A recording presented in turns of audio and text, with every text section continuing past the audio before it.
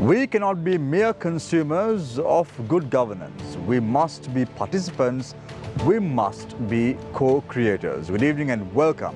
This is Face the Nation. Our topic of discussion today is the anti-terrorism bill, which is scheduled to be tabled in Parliament on the 25th of April.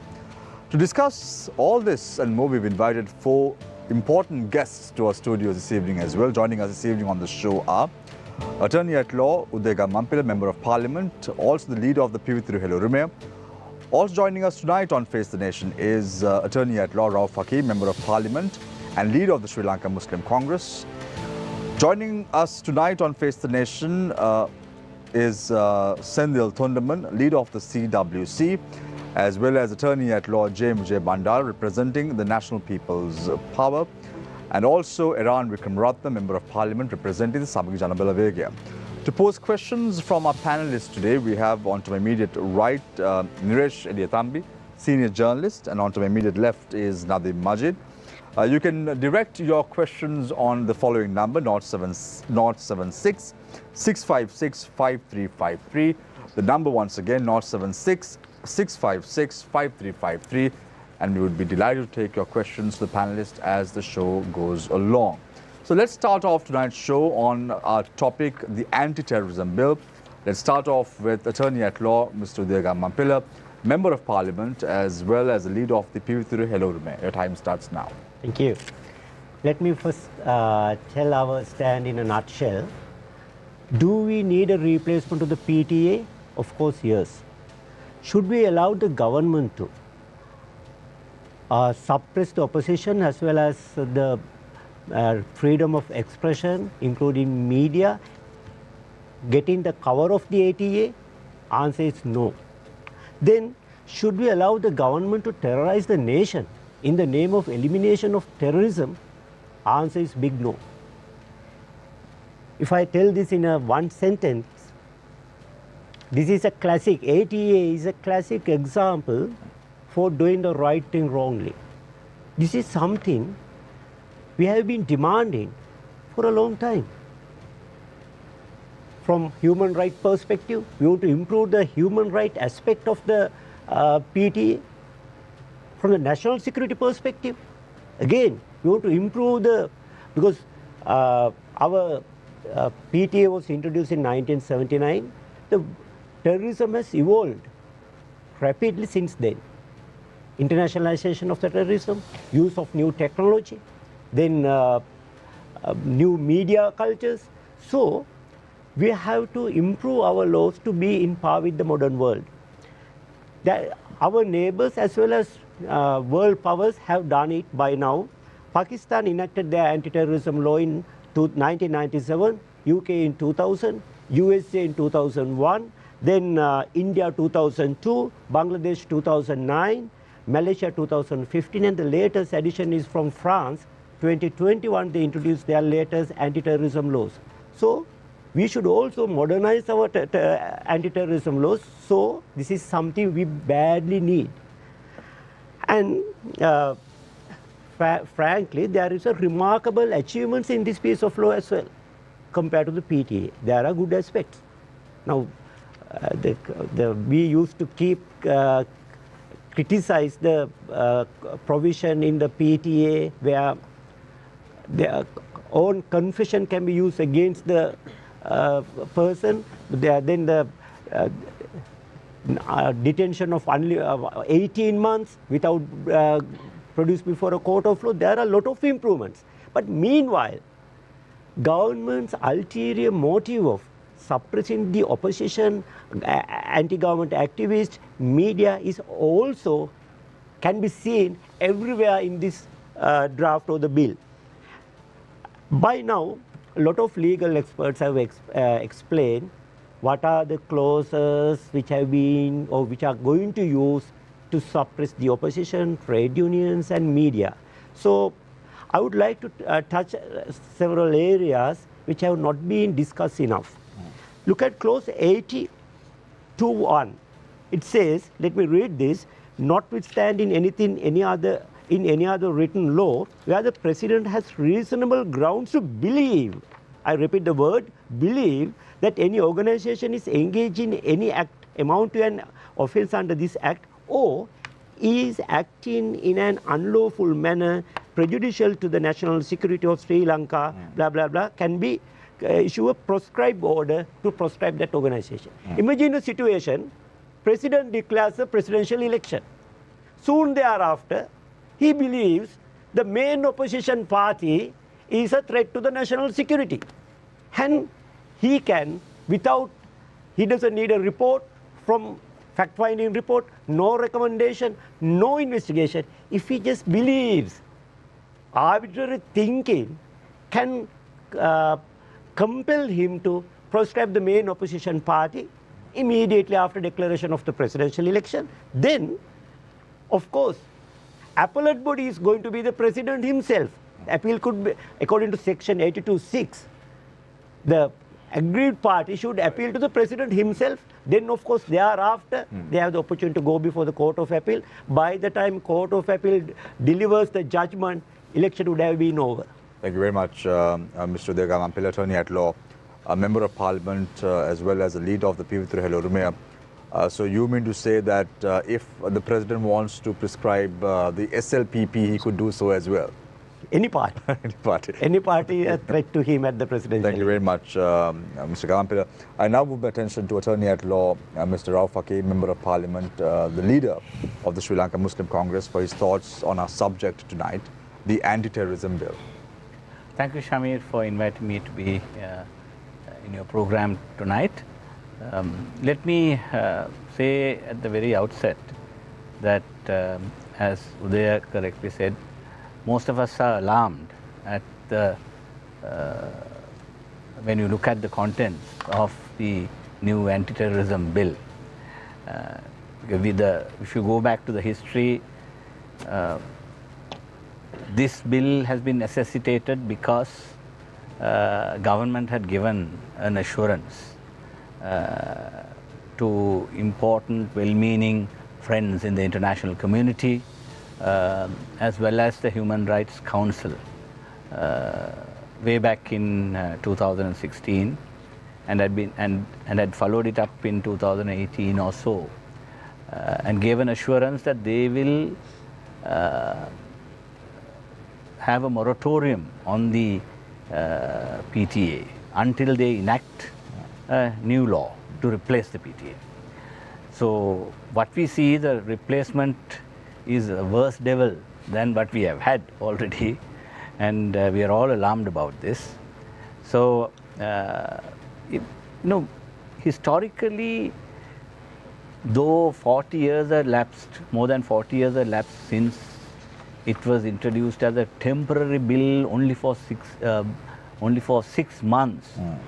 Then Minister K.W. Devanayagam was used to present the bill. I mean, they very cleverly used a Tamil minister, since the purpose was to eradicate terrorism from the north. That was the pretext on which it was brought. But even at that time, I mean, they realized that the contents of the bill will come in for serious criticism before the Supreme Court. Mind you, we had made fundamental rights justiciable before courts only in 1978. Right? So this bill anyway passed muster, and since the government had a steamroller majority, they pushed through the bill, but it has survived 43 years and more. And then looking at this, we are going to continue with the same status quo forever and ever. We just we had to be mindful of the fact that some of the very draconian and adverse features of this bill, in my opinion, is quite unparalleled. Now, if you look at now, they are mentioned about other countries which have enacted similar legislation. Now, if you look at the period of detention without judicial supervision, now, for instance, United States, they have Patriot Act. Right? There, you can have a person under administrative custody without judicial supervision only for 6 days. Right? Thereafter, you have to produce before a magistrate and then produce enough evidence so that magistrate will be satisfied that he has to be detained further. This is in United States. In France, it's again 7 days. Right? In UK, it's 28 days. There you can extend to another 14 days with the magistrate allowing you to continue the detention under administrative custody. In Turkey, it's only 48 hours. Right? Turkey is a country which faces terrorist attacks very often. Right? So they are very desirous of entering the EU, and they are very, very conscious of the EU's restrictions. And now we have given this assurance to the European Union when we took the GSP Plus concessions. And I am told today, I reliably understand that EU, US, UK all have asked the government to review this bill, and government may not present it as has been told by the minister, because I was privy to a discussion today at a function where 2 prominent government members were present. They themselves were criticizing it. Particularly one of them was saying this definition is too broad, we just can't have this type of definition. And then there was another minister who also took umbrage and of a variety of issues. So, looks like they may have second thoughts, but they have to. So you're saying the government may take a U-turn? No, I don't think they are going to take a U-turn, and you can never trust them. What I feel is that they would perhaps delay the presentation to Parliament and initiate a discussion with political parties and also important stakeholders, perhaps the Bar Association of Sri Lanka and also the Human Rights Council. They should have a say. They are stakeholders. Right. So we'll come back to you, Mr. Hakim, momentarily after the first round. I now want to focus my attention on Sendil Thondaman, leader of the CWC. Sendil, your task tonight is going to be quite heavy because your party is now supporting the government as well. So keeping that in mind, I would like you to take an approach tonight on Face the Nation on the anti-terrorism bill. Yeah, first of all, I'd like to thank you, Shamir, for inviting the Ceylon Workers' Congress for this discussion. And I'd like to quote that the Ceylon Workers' Congress, though we have travelled with several governments for the past decades, we have always raised our concern. In fact, we have filed a couple of objections even in the courts on judiciary on even PTA on certain issues where innocent people were arrested. So it doesn't mean that just because we are travelling with the government, we have to agree on everything whatever the government says. So now to go to the bill. You know, this terrorism bill is there in most of the countries in a different way of format. In some countries there is no any terrorist activities, but they still have the bill. In certain countries, yes, they have terrorist activities, they have a different kinds of bill. Now it all depends on the approaches. Now like Honorable Gamampilla and Honorable Rauf Hakim, they were talking, but they were very concerned that the innocent people shouldn't get affected by this. I could understand from what they say. So Ceylon Workers Congress is also on the same keynote that the innocent people should not get affected by this bill. But yes, a strong bill should be there to safeguard the rest of the people of this country. Sri Lanka has gone through decades of terrorism activities where we have lost lakhs of people in civil war as well as in innocent worshipping places and things like that. So this country is more to pro-terrorist activities in the past history of this country. So based on that, you know, you'll have to have a strong bill, because I feel that this ideology of terrorism, you know, they say it's revolutionary when the government says it's terrorism. That revolutionary idea in Sri Lanka is easily marketable. So that's why I feel that there has been enormous number of blasts in Sri Lanka compared to the neighboring countries to Sri Lanka. So in places like that, to control that, the government had to take sometimes strong decisions, and we should. And I think a terrorist being punished is really an acceptable thing, because he is not going to change his mindset. His mindset is a minimum group of people who have revolutionary ideas against the majority of the community living. Majority of the community says, I'm not talking about one community, I'm saying majority of the democratic community who accept democracy, it's against them. So that one. Same way I feel another thing, that is, through this PTA, yes, they would have stopped a lot of major disasters by terrorists. Same way innocent people on personal note would have been targeted, like how he was saying that one person being given a power, or the police forces or whatever being given power, where the accountability is not there. That's what I see in Sri Lanka. If an innocent man is being charged under PTA or something, then he is found innocent and left out. The investigating officer or the aligned officials who have conducted the thing and all, they are not found anywhere accountable. So that man takes a call whenever he wants. He doesn't like you. That's why people are much concerned. Before I came for this, I had a chat with a couple of people. They say that the officials take their own call. So when they take their own call, if they are proven, if the person is proven not guilty, the concerned official must be given an equal punishment for misleading the courts, for not doing a proper investigation. So if that accountability is brought in, I hope all the officials will be much careful, because normal arresting a man, putting in the police courts, coming out is something different. But arresting in PTA night 12 o'clock, they walk into house, just pick up somebody and go. So when you have the powers to do that, you must be 100% sure of what you're doing.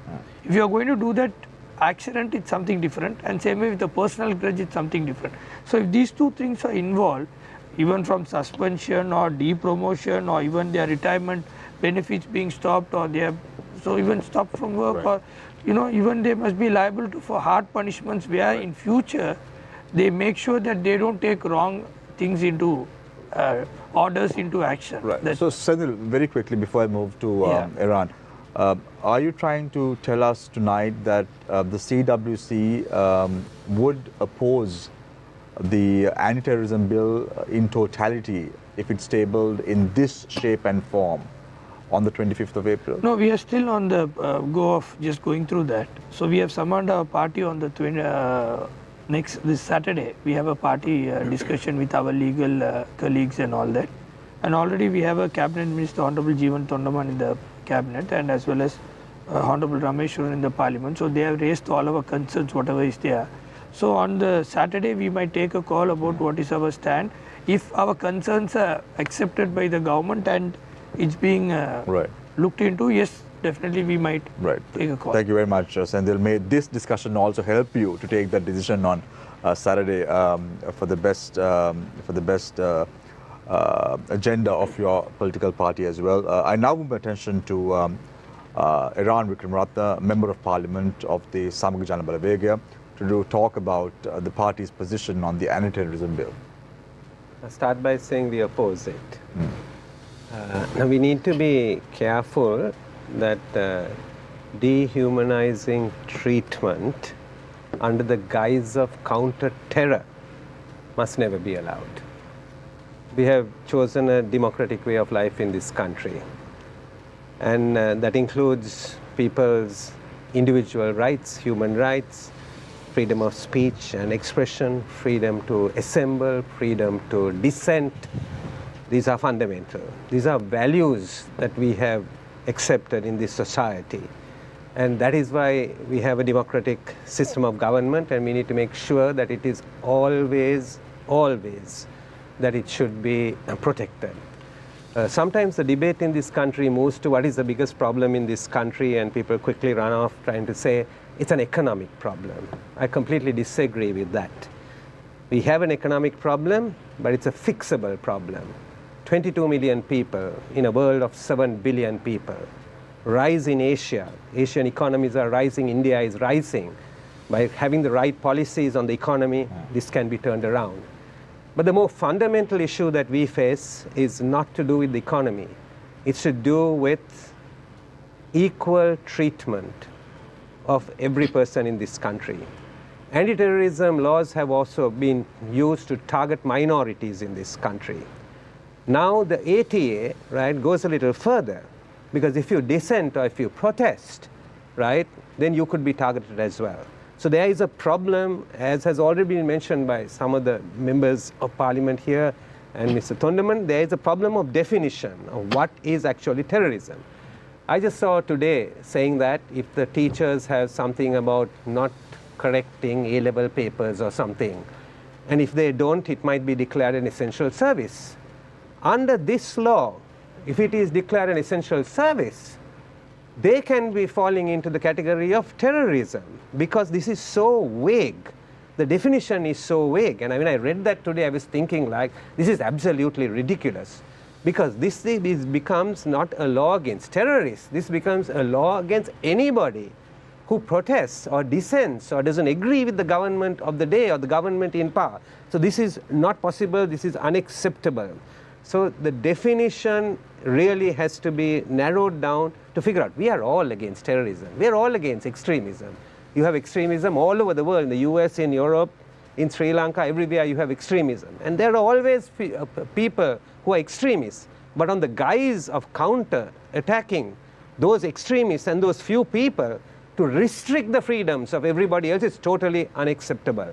And this comes in various different ways. You know, one way is even if this will even affect the media, because I saw in section 10 where it specifically said of the proposed bill makes any person publishing or causing to publish any words or statements which is likely to be understood.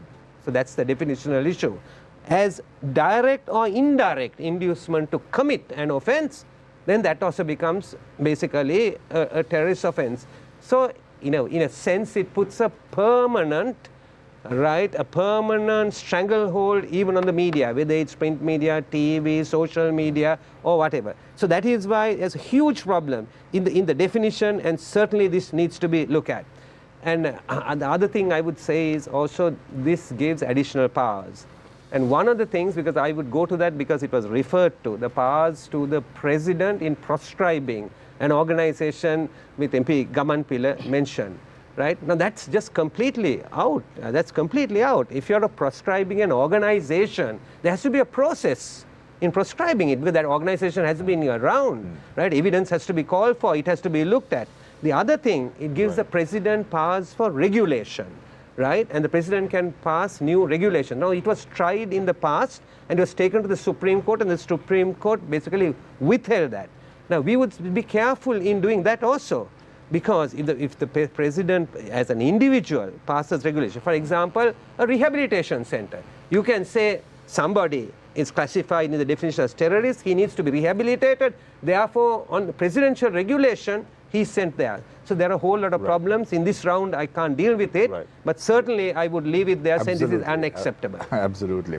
Iran, before I move to Attorney at Law J. Vijay Bandara, a very quick question to you, because Uday Gaman also mentioned about the fact that this was the footprint for this bill was played in 2015 during the Yapalne government time. And we saw such a bill being brought again in 2018 as well. Now, you were part of the 2015 Yapalne government, and at that time, the leader of your party was Ranil Wickremesinghe, who is now the president.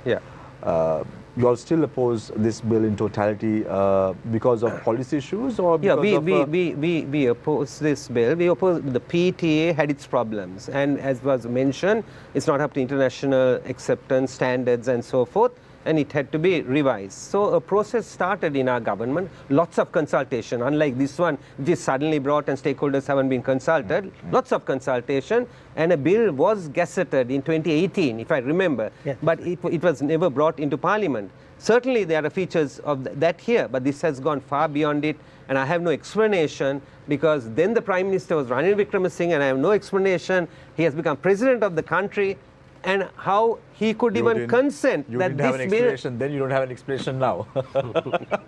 Thank you very much, Iran Wickremesinghe, the Member of Parliament representing the Samik Janabalawega. And now move my attention to Attorney at Law J. Vijay Bandara, who is also representing the NPP tonight. Yeah, thank you, Samir, and other friends. Answer first, in this bill, in totality, we oppose this bill.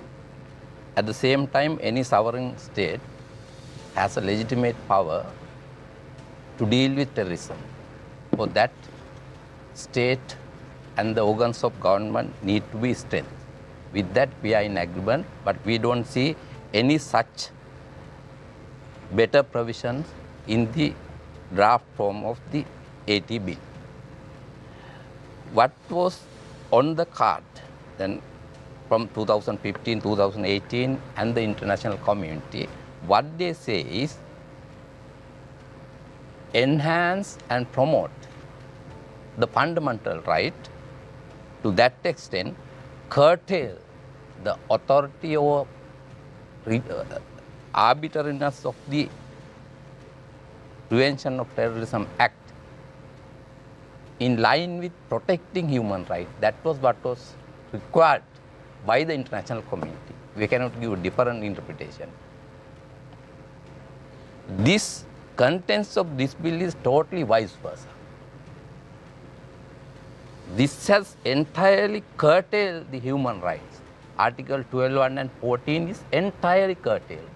If you remember, Broadcasting Authority Bill, which was produced in Parliament and which was challenged before the Supreme Court very clearly adjudicated and held fundamental right can be restricted by normal act of Parliament only to the extent that is provided by the Constitution, Chapter 3, Article 15.7. Beyond that, if Parliament, being the legislature, making any attempt to curtail or restrict or reduce fundamental right enshrined in the Constitution is not permitted. That is what the stance of the Supreme Apex Court of this country. And also, for example, if you assume that, I totally disagree with the notion that we are facing a terrorism right now. That this is not a timely bill in that sense. We had a latest terrorist experience is Easter Sunday attack. That case was heard by full bench of the Supreme Court. And Supreme Court found incumbent president was temporarily discharged because of the immunity provision of the Constitution that can be raised again the moment he relinquished from his office. So it is still pending.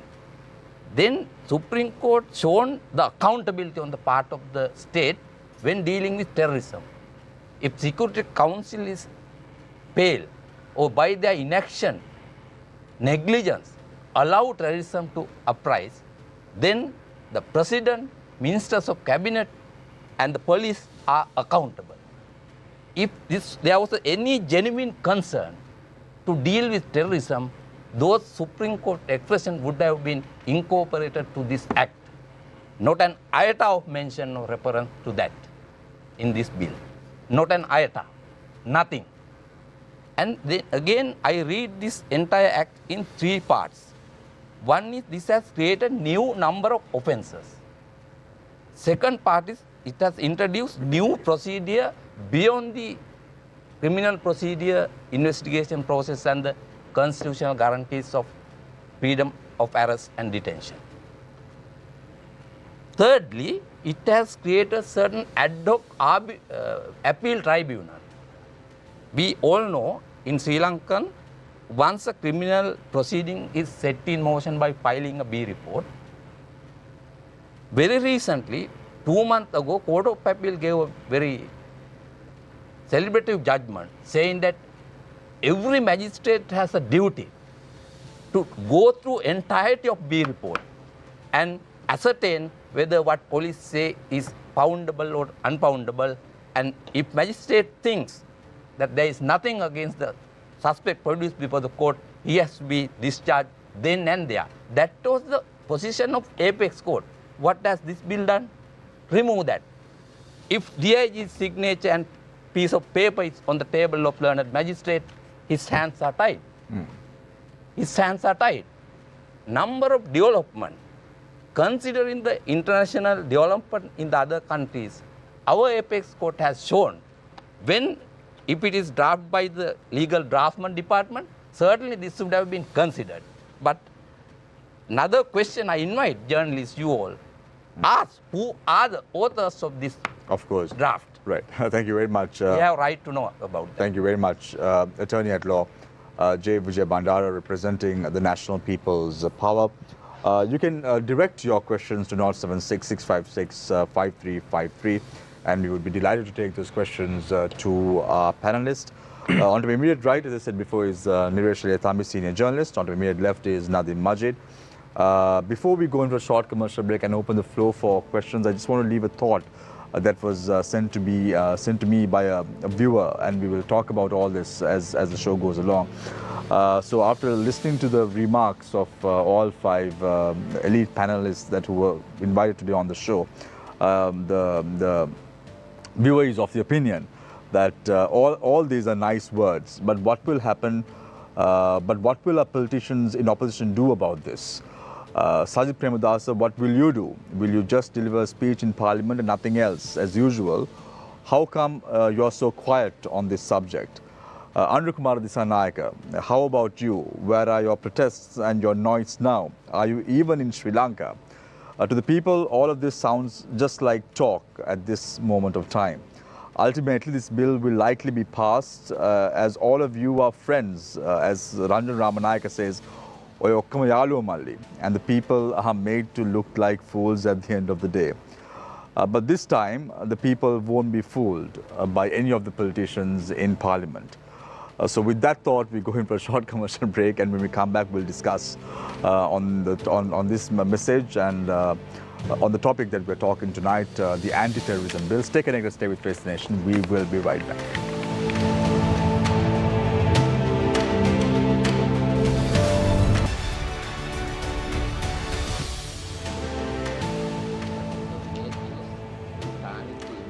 Welcome back. This is Face the Nation. So before we went for a break, I took up a question that was sent to me by a viewer. So I'm going to directly point the finger at Iran Wickramaratne, who is representing the SJB. The question to Sajid Premadasa was, what will you do now? Will you just deliver a speech in Parliament and nothing else as usual? How come you're so quiet now on this subject? I know you can't talk on behalf of Sajid Premadasa, but as a party, you can definitely express your views tonight. Yes, of course. You know, the question is a good one because it raises the issue, right, of what can an opposition actually do. An opposition can do is to basically examine legislation when it's brought and basically agree, disagree, inform the public, build public opinion, and go into Parliament and vote against it if they feel that that is something they should be voting against. That's what an opposition can do. So if the person asking the question is insinuating more than that, then you know what the real issue is? The real issue is he is questioning the legitimacy of Parliament, not of the opposition leader. This Parliament may be legal, but this Parliament is not legitimate. That's what he's actually saying. This president may be legal, but this president is not legitimate. That's what actually his question is saying. What do you do when you're in opposition? You are supposed to be examining legislation and you expect to be giving your opinion, raising public opinion, voting against it, building opinion against it. That's what you can do. That's what we are doing. So if somebody is actually questioning it, they are questioning the legitimacy of Parliament. No, but Iran, at the end of the day, what requires now is the opposition to raise voices and ensure that they collectively work together. But right now it seems that there are divisions within the opposition as well. No, I don't agree with you on that. In the opposition, right, it will be, there are opposition parties, different parties, and there are people who are now in the opposition who have broken away from the government and come as well. And some things they will all agree. There are some things they will all not agree because their philosophies are different, their programs are different, and the way they look at the issues are different. That doesn't mean that the opposition is divided. I can assure you, or if you are talking specifically on this bill, I am convinced most of the opposition will be opposed to this bill. But you can't expect them to come together, let's say, on an economic issue. For example, on an economic issue, there's more than one view. So I think trying to dismiss the opposition, therefore, as not being able to work together, I think is too simplistic. So, Mr. Vijay Bandara, with regard to Andrew Kumar Disanayake's thoughts of this viewer, where is Andrew Kumar Dissanayake now with the protests and his noise? Is he even in Sri Lanka? That is very.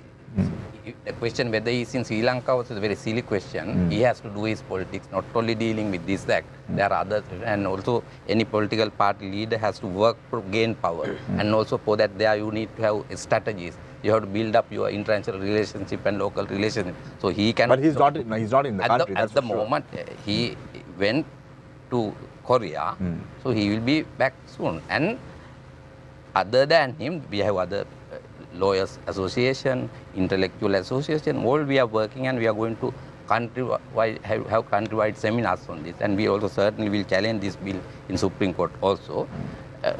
So we have only 3 members in the parliament. As far as parliament are concerned, we can assure that we are friend of none of the parties other than our party.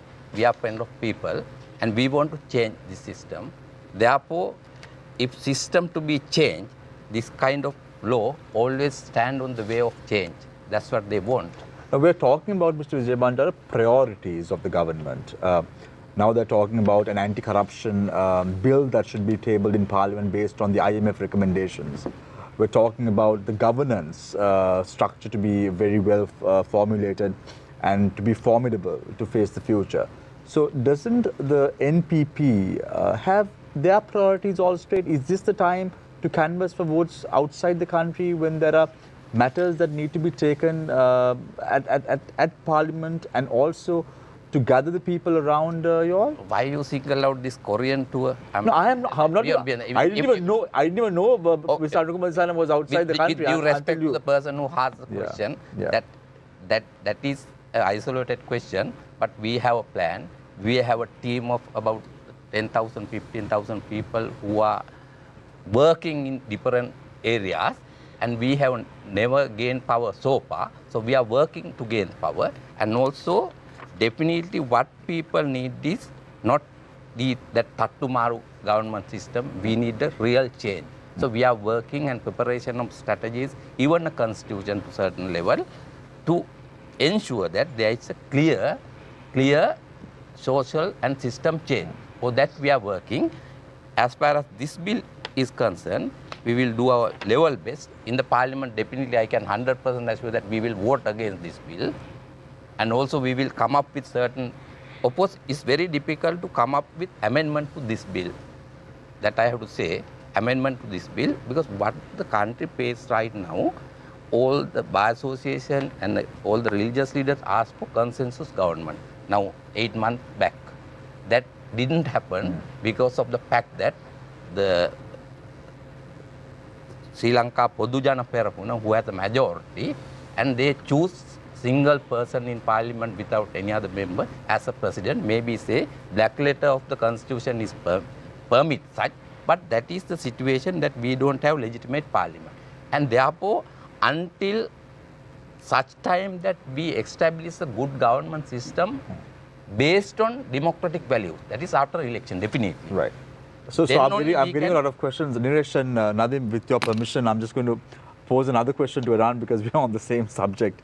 I don't want to move to another subject and then talk about this. So, Iran, there's a follow-up question. So another viewer is asking, we see Sajid Premadasa giving voice cuts with trees in the background. We all know now Andrew Kumar Dissanayake is in Korea, and Sajid seems to be in a jungle. Is that the priority right now, the country in the country? Yeah, I can't really answer questions as to where people are, but I can tell you this. Just before I came into your studio, we were having a meeting, right, just now, with all our MPs and organizers in the Western Province, chaired by Sajid Premadasa, and we were, I can even tell you the agenda, right? We were really discussing the May Day issue, because there has been an attempt to not allow us to get the venue that we desire for the May Day, and we were just discussing that. So Mr. Sajid Premadasa is fully involved as leader of the party in these discussions, and tomorrow we are having another discussion, And that discussion is in preparation because tomorrow is in Parliament, it's a party leaders meeting to decide the agenda for the following week in Parliament. And then after that we are having a discussion with our party group of members of Parliament, again on what measures we should be taking and what our stand is, particularly on things like the International Monetary Fund agreement. So this is an ongoing process where we are working full time. We are the largest political party in the opposition. We have a countrywide organization. We have organizers everywhere, in every electorate, at the level of the polling station. We have branches, we have main branches, and then we have women's branches, we have youth branches. It's a huge organization. Was the anti-terrorism act on the agenda of this meeting that you all had, or was it today? No, the meeting? no. Today's meeting. I think that's why people ask this question about priorities. Is the May Day celebration a priority over the No, today's meeting, we have so many discussions and so many meetings. In today's meeting, that was not on the agenda because there are so many issues that are there. I mean, the issue on the International Monetary Fund program, which is due to come to Parliament in terms of a resolution which was announced yesterday by the President's office that they are bringing it in. So we had to discuss that. So there are so many different issues in the country. Certainly anti-terrorism we are opposed to. There's the Express Pearl shipping issue which has not been discussed in this country. Sri Lanka is about to lose $6 to $10 billion. The International Monetary Fund only is giving you $2.9 billion. So when it comes to priorities, I think we are very clear what the priorities are. Don't have any doubts about that. Can I continue? Yes, Yeah. Dalit. Mr. Gamampila, you had Mr. Vikramatne was also talking about these priorities. Last week on the program we had Dr. Godaheva, and he was talking about how you have to look at the motivations behind this anti-terrorism act coming in now, and what his position. I'm not sure if you agree, because are you all in the same party still, or? No. Well, we same grouping. Coalition to contest the election, but there is no election to contest. Okay, so you all are in that group of 13. 36. Yeah. 36. Yeah, there are 36 parliamentarians. Okay, because That's he said the he said SLFP.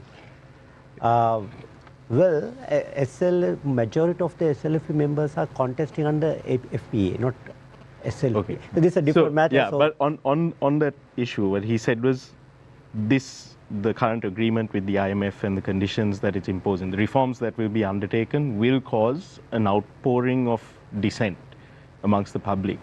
And this bill is intended to stifle that dissent. Do you agree with this position? Before responding to you, I have to mention something with regard to the leader of opposition. I have no reason to defend him, but knowing something, possessing some information, if I'm not going to mention at the correct time, it's unfair by the leader of opposition. Actually, he has called a meeting of leaders of all opposition parties on Monday to discuss about the anti-terrorism bill and to reach consensus on this issue. As my good friend Iran mentioned, we have differences about a lot of issues. But in this particular case, I think all are in agreement to oppose this kind of a dangerous piece of law. So, leader of opposition has called this meeting. He personally called us, so it's unfair to say that he is not interested in this issue. So I thought, though I don't... No, Mr. Gamampila, the issue is not that the leader of the opposition is not interested, but what is the priority right now? Because such a piece of legislation is very draconian at this moment of time. And action needs to be taken collectively by the opposition parties together on this matter. If not, if this is also passed in Parliament with a simple majority, it will be very easy for the government to even garner these 150 votes. We saw that, I will tell you as an example, when the 20th Amendment to the Constitution came into play. You were against that particular piece of legislation, but what did you do? You went ahead and supported it. And then after everything went wrong, you are crying over spilt milk saying, this is what Gotabaya Rajapaksa promised. So well, that is the... Shamir, Mr. Gamampila actually, in his opening remarks, described the ATA as a piece of legislation which is being brought to terrorize the nation. Strong words, but probably that is the view of your party and the view of a lot of others. So this, would you agree, this is an existential sort of challenge to the country at the moment? That's why I use, those are not accidental use of words. I deliberately use those words to pass this message that this has been brought to terrorize the nation. So your question, Nadeem, is in par with that statement, because as you, I didn't listen to Nalaka, but now I think I do agree with him, because now our working class people or lower middle class people are burdened with the skyrocketing cost of living. Middle class, of course, are burdened with a huge taxations. Because of that, there's a lot of anti-government sentiments all across the society. And certain policy, there's a paradigm shift in government policies after signing this agreement. There are some good aspects as well, but there are natural resistance. And President, look at the way he speaks even today. I just watched one question. Let me finish this. Anti-government and government is uncertain. What is the government and who are anti-government? This is a very philosophical question. No, you take the parliament, composition of the parliament, that's the question I always raise. What is the government ruling part? Actually, so since he is in doubt, let me explain this, because people should know. When you say the government, true, parliament doesn't reflect the original composition. A group of government members have crossed over to the opposition. Similarly, including the president, who used to be in the opposition, have now leading the government, and several members of the opposition have joined the government. So people have changed the parties, they changed the sides, but those are very obvious things. So people are fully aware of the fact that who are in the government, who are in the opposition. So the crossover. No, but that's not clear now. That's the problem, Mr. Gamampil. Now let's take you for an example. Yes. Now we are talking. Let's talk about the 20th Amendment to the Constitution. Right. Okay. Individuals. We saw Ratnasiri Wickramalayaka's son opposing the bill, Viduru Wickramalayaka. What happened? He supported the 20th Amendment to the Constitution. You went on record saying that we will not vote for the 20th Amendment to the Constitution. You raised this question. But you went and voted. So the people have an issue with political parties who are expressing their views at the end of the day. You all come to the media, you all express one view, and suddenly you all change this view and support the government. That's the doubt that people are having. Okay, that's not the issue that raised by him. No, it's a different issue. Exactly the issue I raised. Right? Let me explain both. Yeah. Firstly, don't think that you are in a wrong conception. Your conception itself is wrong. Why is that? Let me explain. Right? There is not a hard and fast rule that there's a government members who should support the government always. If you are in the opposition, you have to oppose any single piece of law brought before parliament. That's not so. If you look at in all over the world, and even historically, even in Sri Lanka, even being in the opposition, we have supported certain bills brought by the government. Likewise, opposition members have supported certain bills, as opposed the government members have opposed the bills. So this is a hell. If somebody thinks that if you are a member of the government, you should blindly, like a signal post, you should just raise your hands in support of the bill. That's what you did. That's exactly what you did. No. Now you are changing the question. Now, firstly, you said... No, Mr. Gamampil, I'm saying... I think Mr. Gamampil, what Samir is saying is what is being questioned is the convictions, right? Because, for example, in 2015, okay, then you voted for the 19th Amendment. The 19th Amendment and 20th Amendment diametrically opposed to each other, but you voted yes for both. We'll get back to Mr. Vijayabandar's question. For 19th Amendment, you are wrong, my dear. Just tell me when the 19th Amendment was brought? 2015. Then I am the first parliamentarian to oppose that in the Supreme Court. If you look at the Supreme Court determination. No, but you voted for the amendment. Against. You voted against it. Of course. So, you should, but you are a responsible, this is a live program, people are watching. So when you are making an allegation, please be confident about what you say and first learn the fact before making an allegation. Because you should know the truth before making... There was one vote against. The rest were absent. The 19th Amendment was brought before, not in 2015. It was, early 2015. I was not in the parliament, but I challenged that before. No. I was not in parliament. I was not a member of that parliament. I became a member of parliament in 2015 after the parliamentary election, but I challenged this before the Supreme Court as the first petition. If you look at the determination, you can find that. Now let me answer your question. 20th Amendment. Actually, can I give you a chronological order as to how it all happened? I can remember very well, so let me answer your question. Very good. So let's talk about it, because when you went and voted against, or when you voted for the 20th Amendment of the Constitution, you came out from the parliament and said, Gotabaya Rajapaksa has promised you all a timeline. Now, after that didn't happen, then you all started talking bad about Gotabaya Rajapaksa, saying that he's not the leader who could lead the country. So now the people are having a question as to the integrity of individuals of your caliber, Mr. Gammampilla. So you are wrong, my dear. You have a reasoning to make to them. So first, let me explain. I repeatedly ask the opportunity to explain. Of course. Let the people judge about me, right? You may raise the question. Let me to respond to that. Then let the people to judge. You always say, we report, you decide. So let the people to decide about it. But let me explain what happened. When 20th Amendment was brought, it was brought to the very first cabinet meeting of the present government. That was, I think, 17th August 2020. It was brought at the last minute. Then I am the one who said, this is a constitutional amendment. We want to study this. Please postpone this to the next meeting. Then we can express our opinion after studying the bill. Then I can very well remember Minister Vasudeva Nanayakkara supported me. Then Rohita Begunawardena, S.M. Chandrasena, and Pavitra Vanyarachi said, no, the government print is waiting for this to be printed tonight itself.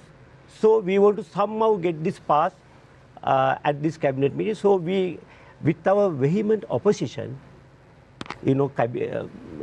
former cabinet, he's a former cabinet colleague, not like in parliament, there is no vote at cabinet. You can express your opposition, but it was passed. Then we immediately summoned a meeting we invited all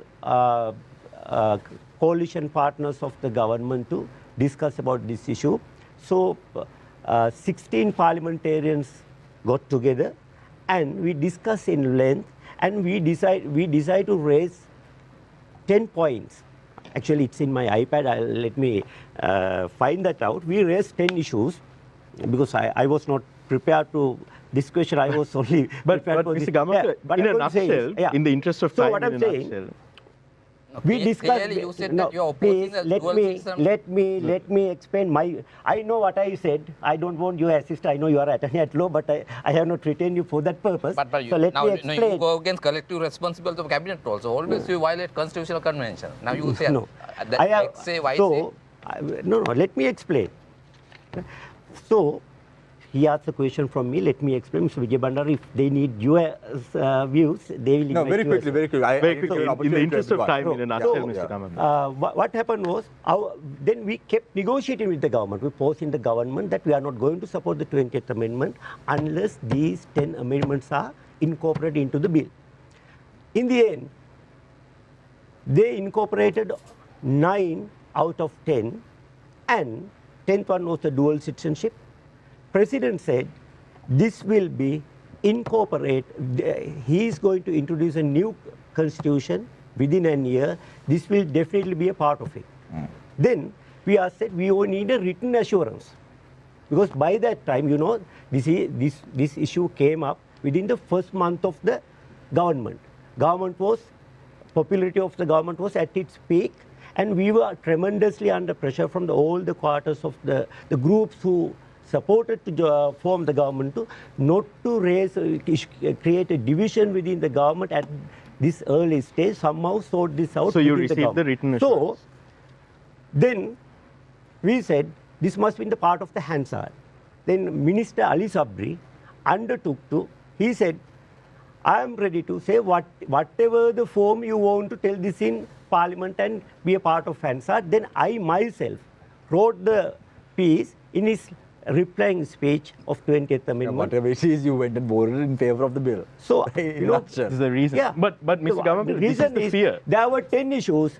Out of 9 those of the 10 10? issues, 9 were given. Even So now- trade union negotiations, you can't come to a settlement winning Right. 10 out of 10. Right. We But So- with so the we'll- Anti-Terrorism we'll- Act, yeah. to bring it to the Anti-Terrorism Act, this is where the fear comes from, right? Now, this kind of horse trading will happen, and then eventually it will pass.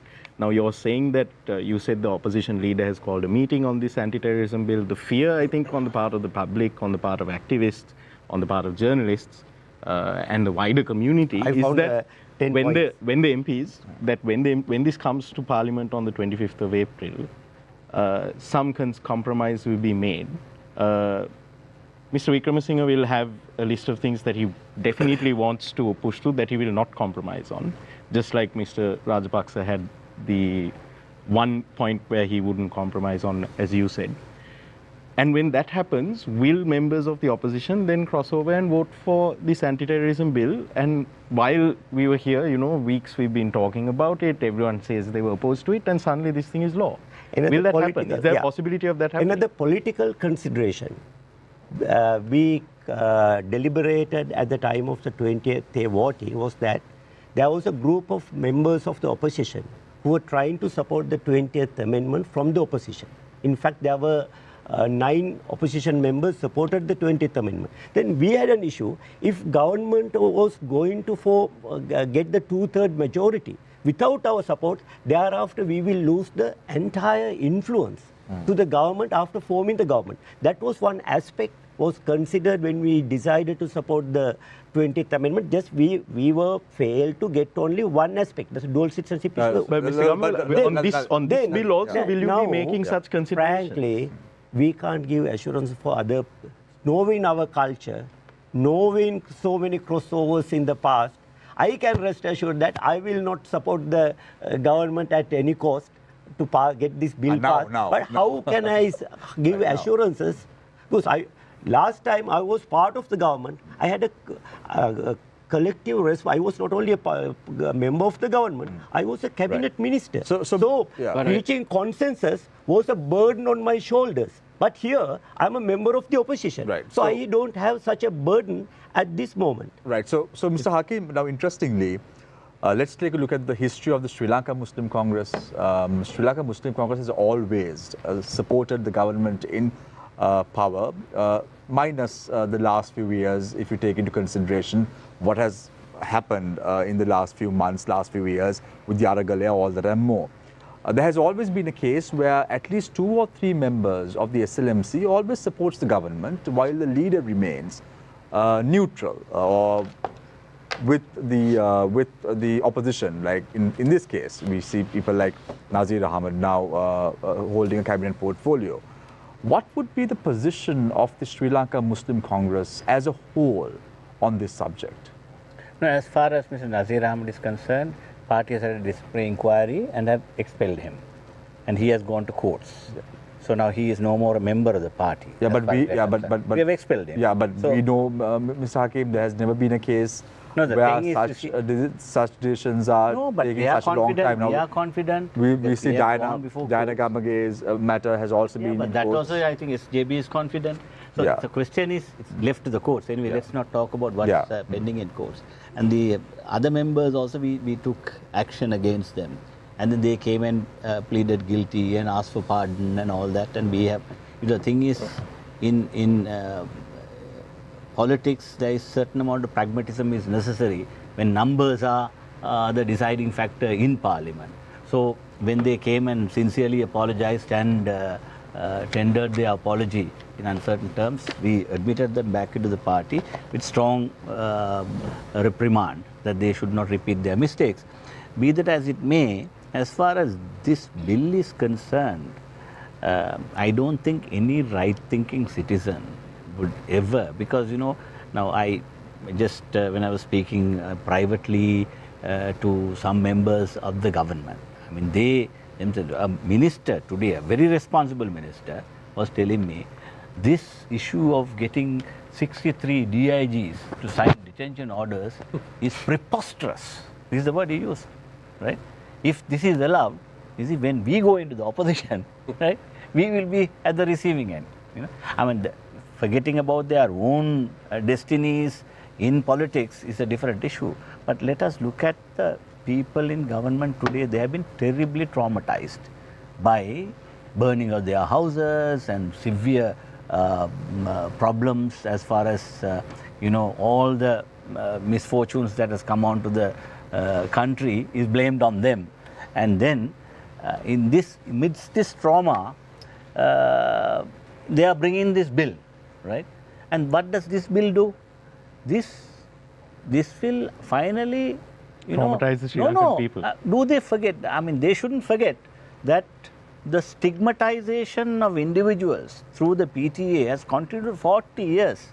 Those who have been taken into custody and have been subsequently released or given bail or pending cases, when they get into society, the amount of stigma they suffer and the families of those individuals is forgotten. It's forgotten. I know how many people, there have been suicides, right?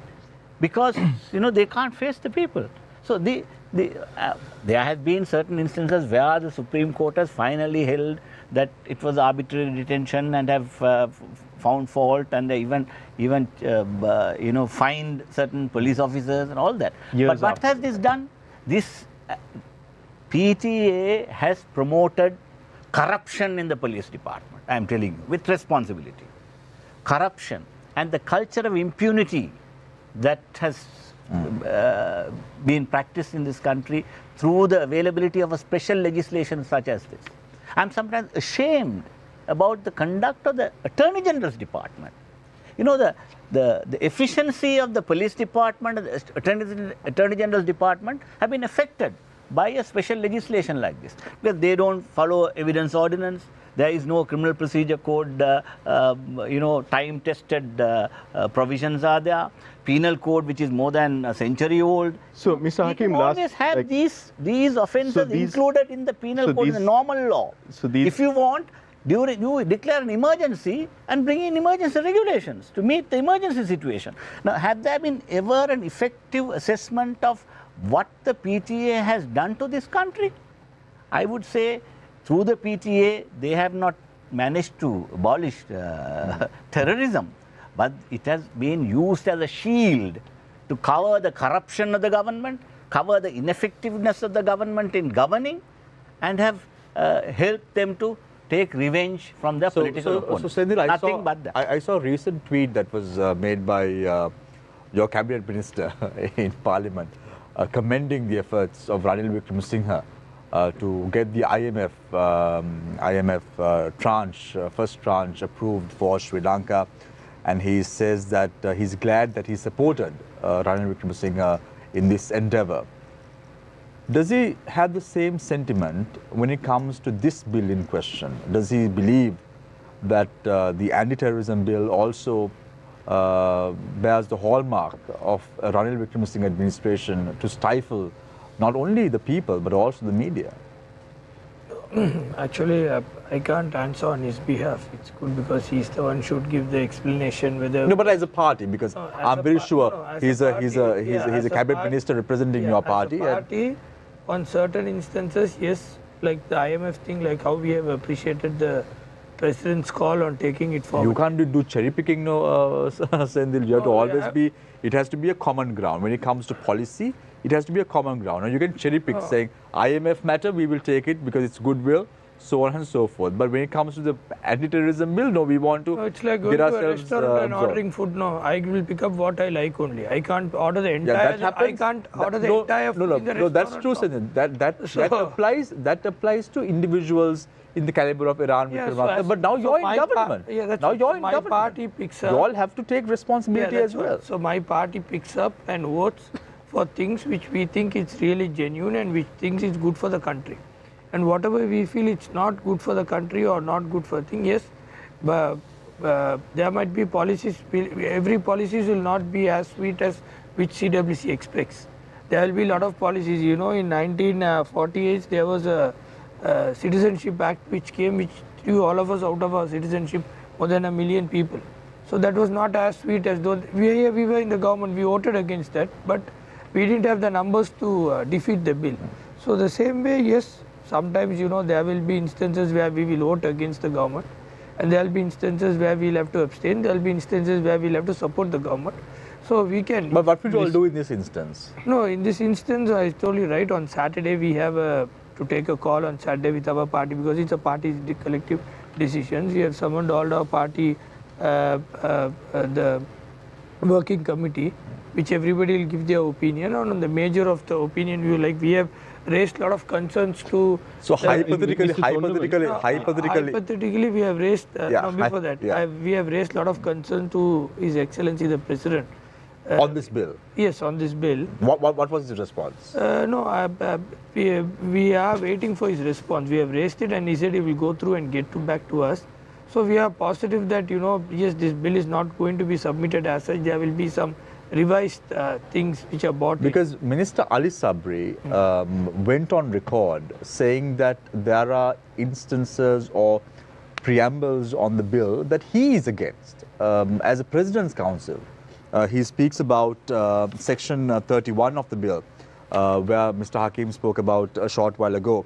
A Deputy Inspector General of Police has the power to issue a DO if he is satisfied of the existence of reasonable grounds to believe that the suspect has committed or has concern in committing an offence under this act. In fact, before the show, Niresh, we spoke about how the IGP once said how badly the police force has been politicized in a situation I think that. He said over 90% of the OICs of police stations are politically appointed. So in a situation like that, if you give the DIG to issue a detention order, like look at what's going to happen to the country. In a small country like Sri Lanka, I think giving it to the DIG is going to be, it's not going to work well. Isn't this alone enough for you to take a decision?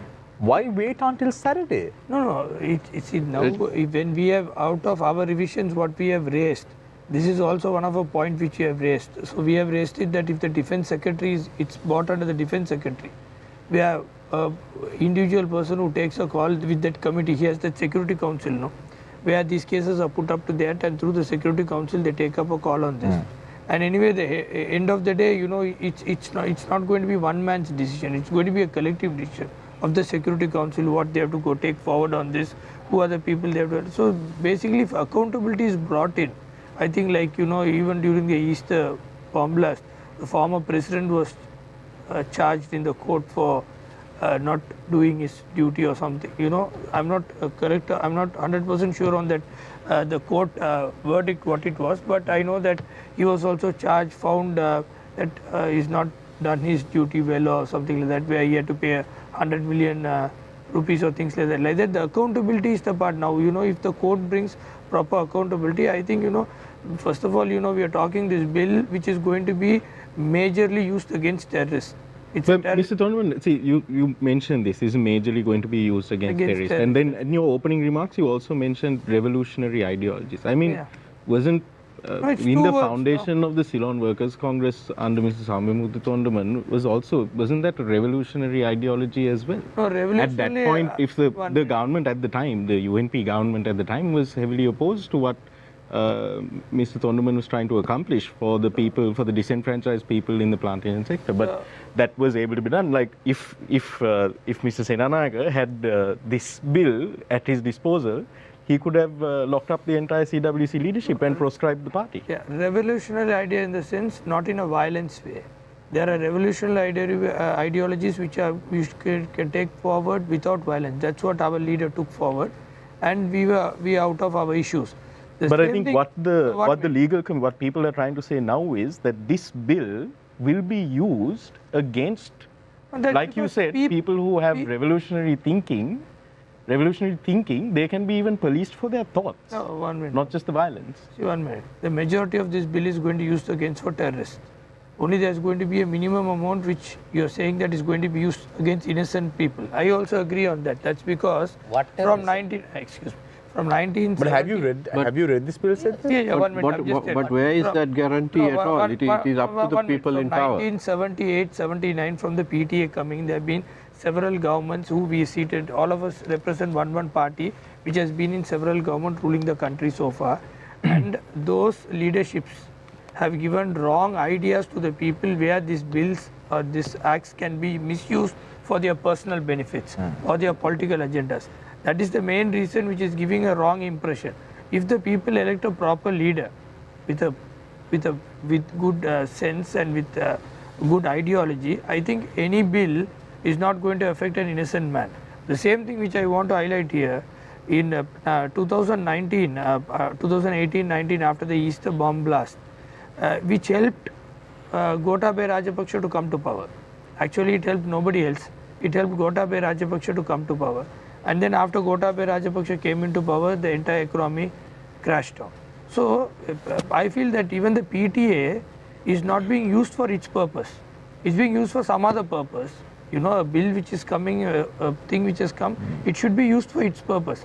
So when innocent people are being charged on that and the actual terrorists are not being taken under PTA, there was no point of that bill being in. That's the same point. We're trying to understand your hesitation with being critical of the Anti-Terrorism Act. Because, for example, last week again we were discussing the same issue, and Mrs. Sumandriran pointed out that this Anti-Terrorism Act was brought in '79.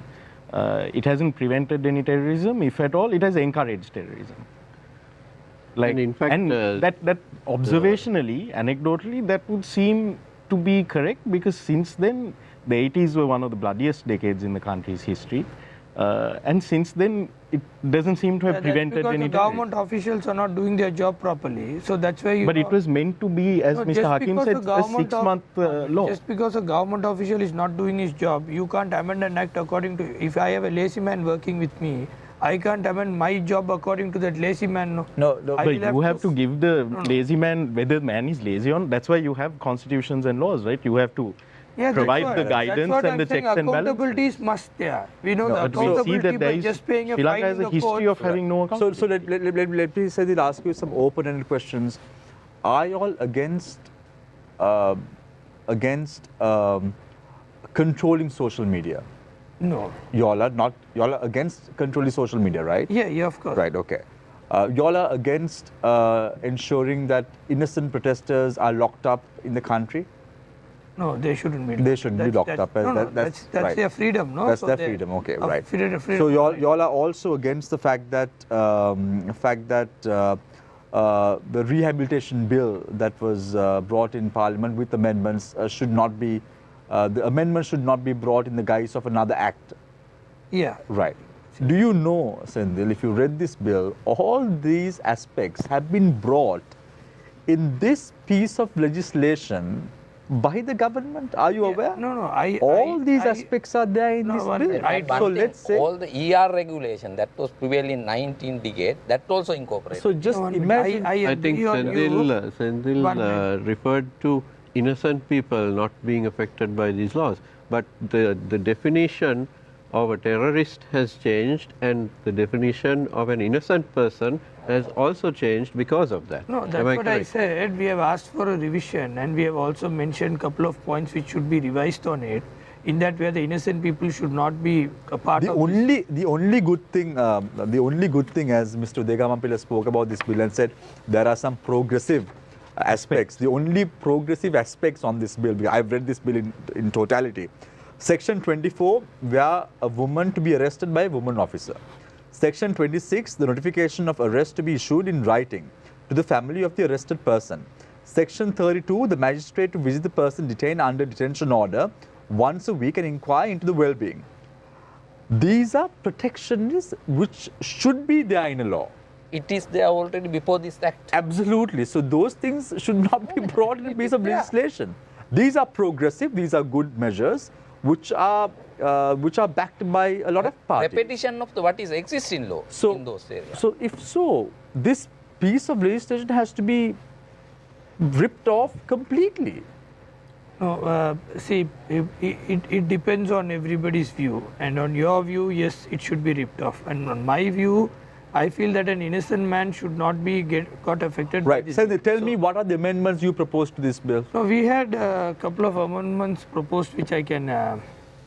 So I'll give you some time. I'll get back to you in a minute. Until then, can I have a few questions for Mr. Vijay Bandar also? I'll come to Mr. Vijay Bandar in a minute, but I just want to get Iran's view on this. Iran.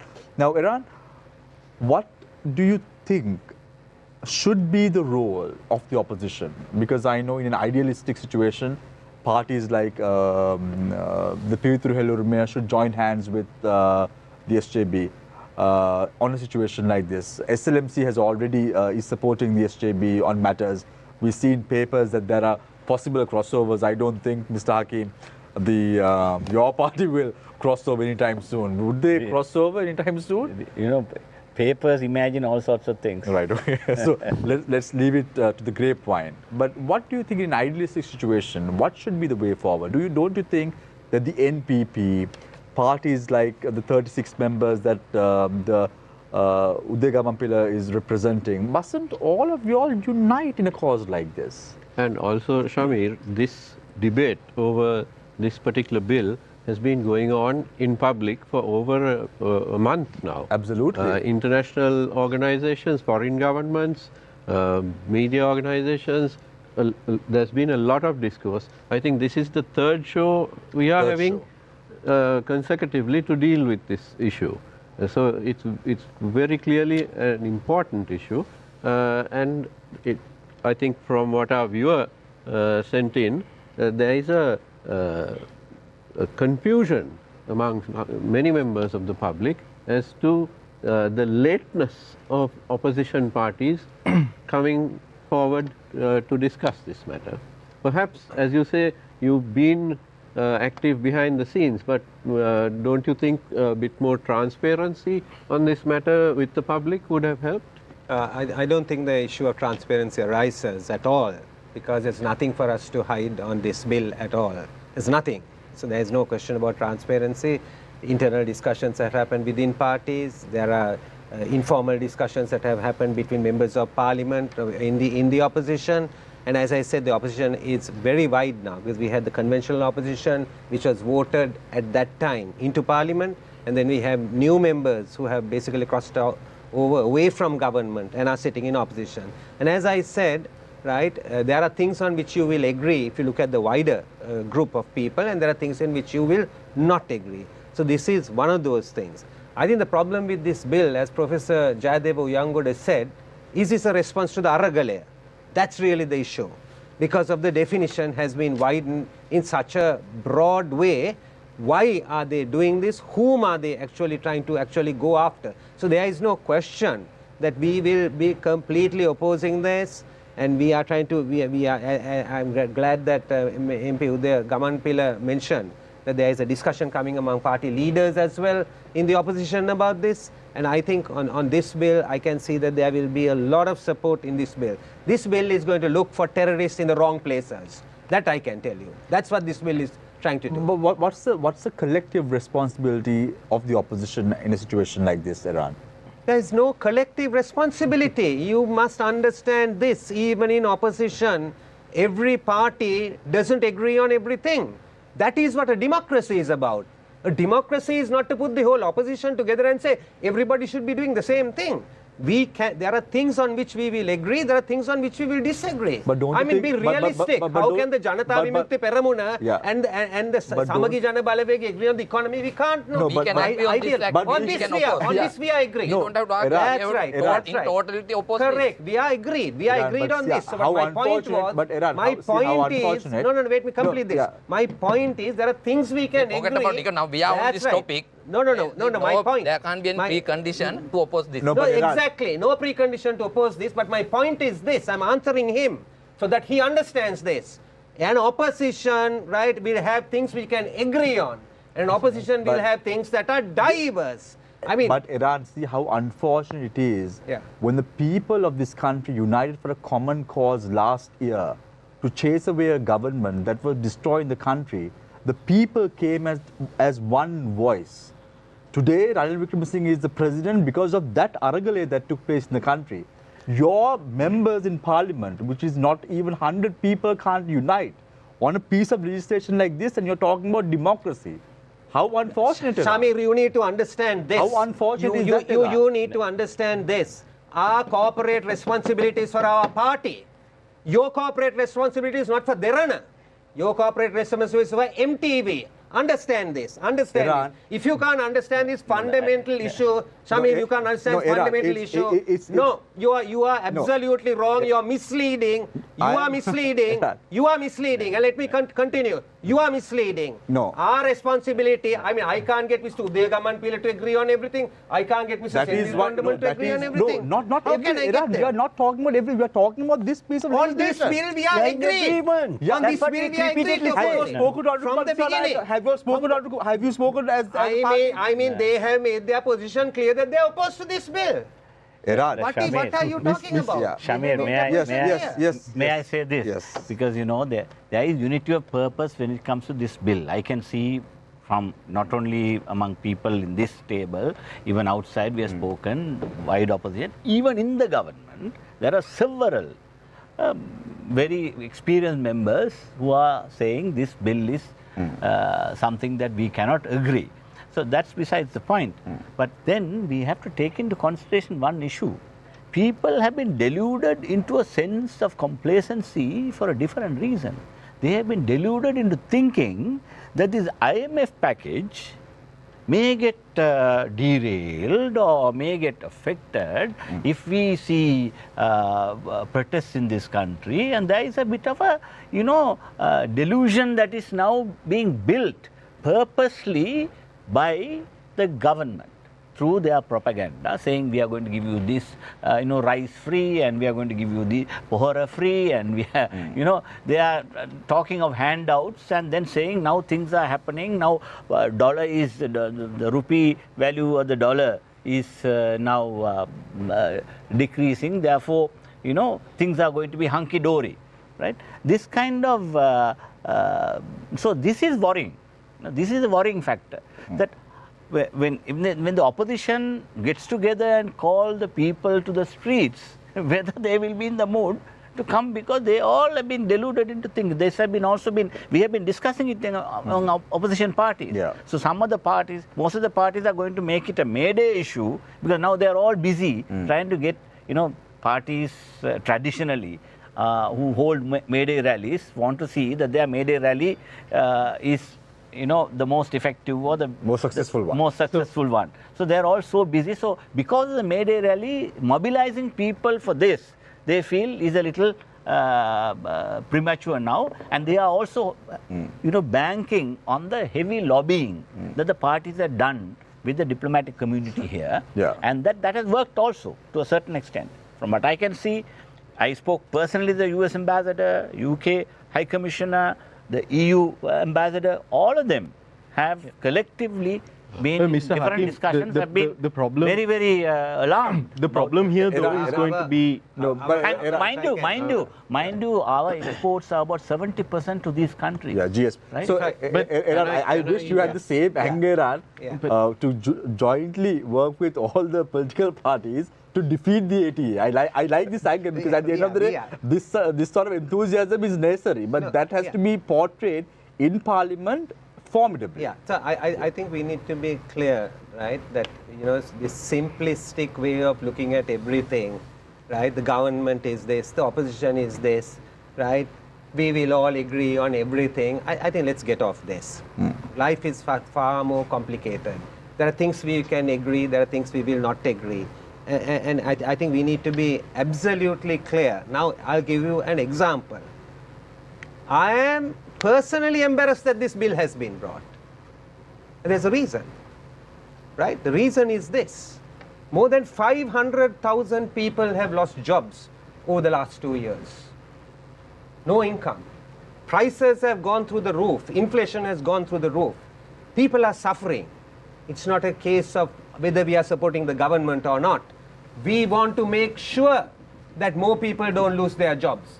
As Mr. Hakim said, if GSP Plus is withdrawn, as the opposition, you can be, you know, in a nihilistic way think that, oh, it's withdrawn, good for the opposition, the government will become unpopular. That's a narrow way of looking at it. No, we are not supporting the government, we are supporting the people in the country.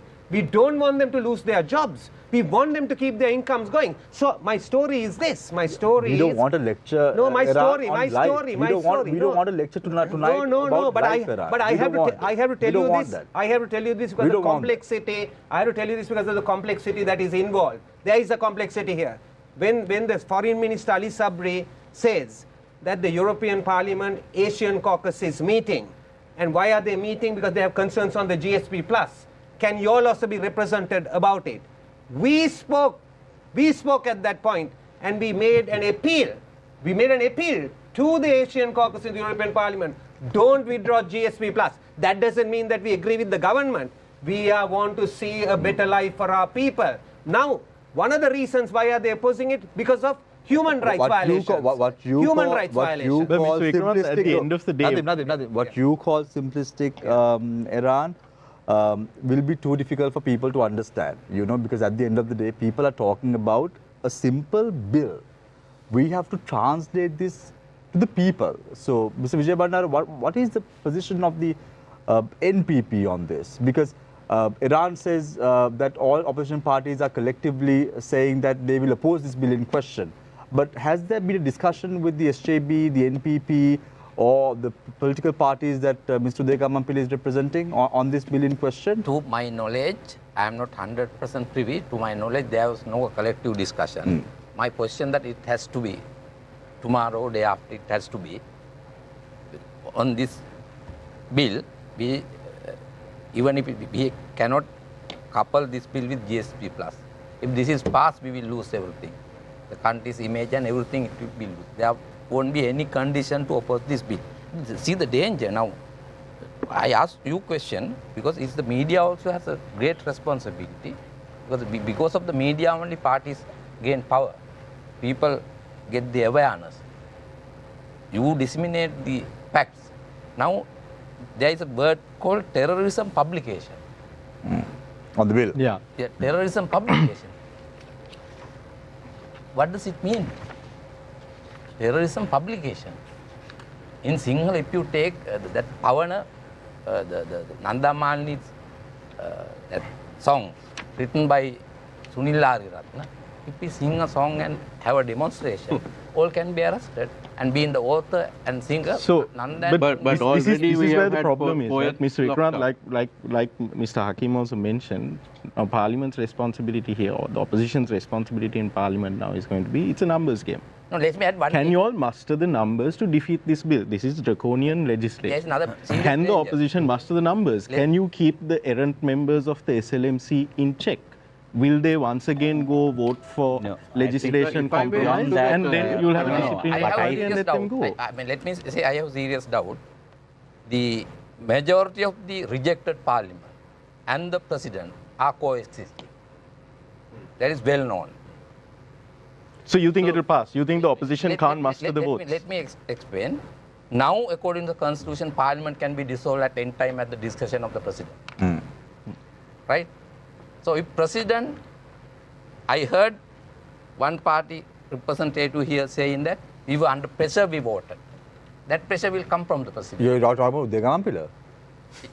I didn't say so. I did not you say said that so. you were serious pressure or... No, not at all. My issue here is this, right? Mr. Hakim, No, let me tell you this. You see, the main problem Yes, is, misunderstood. before coming to, I see, finally before it comes to Parliament for debate, if it is presented to Parliament, what I am told is that government is now trying to backtrack and trying to have discussions. But be that as it may, if they did table it in Parliament, then we have the option to go to courts.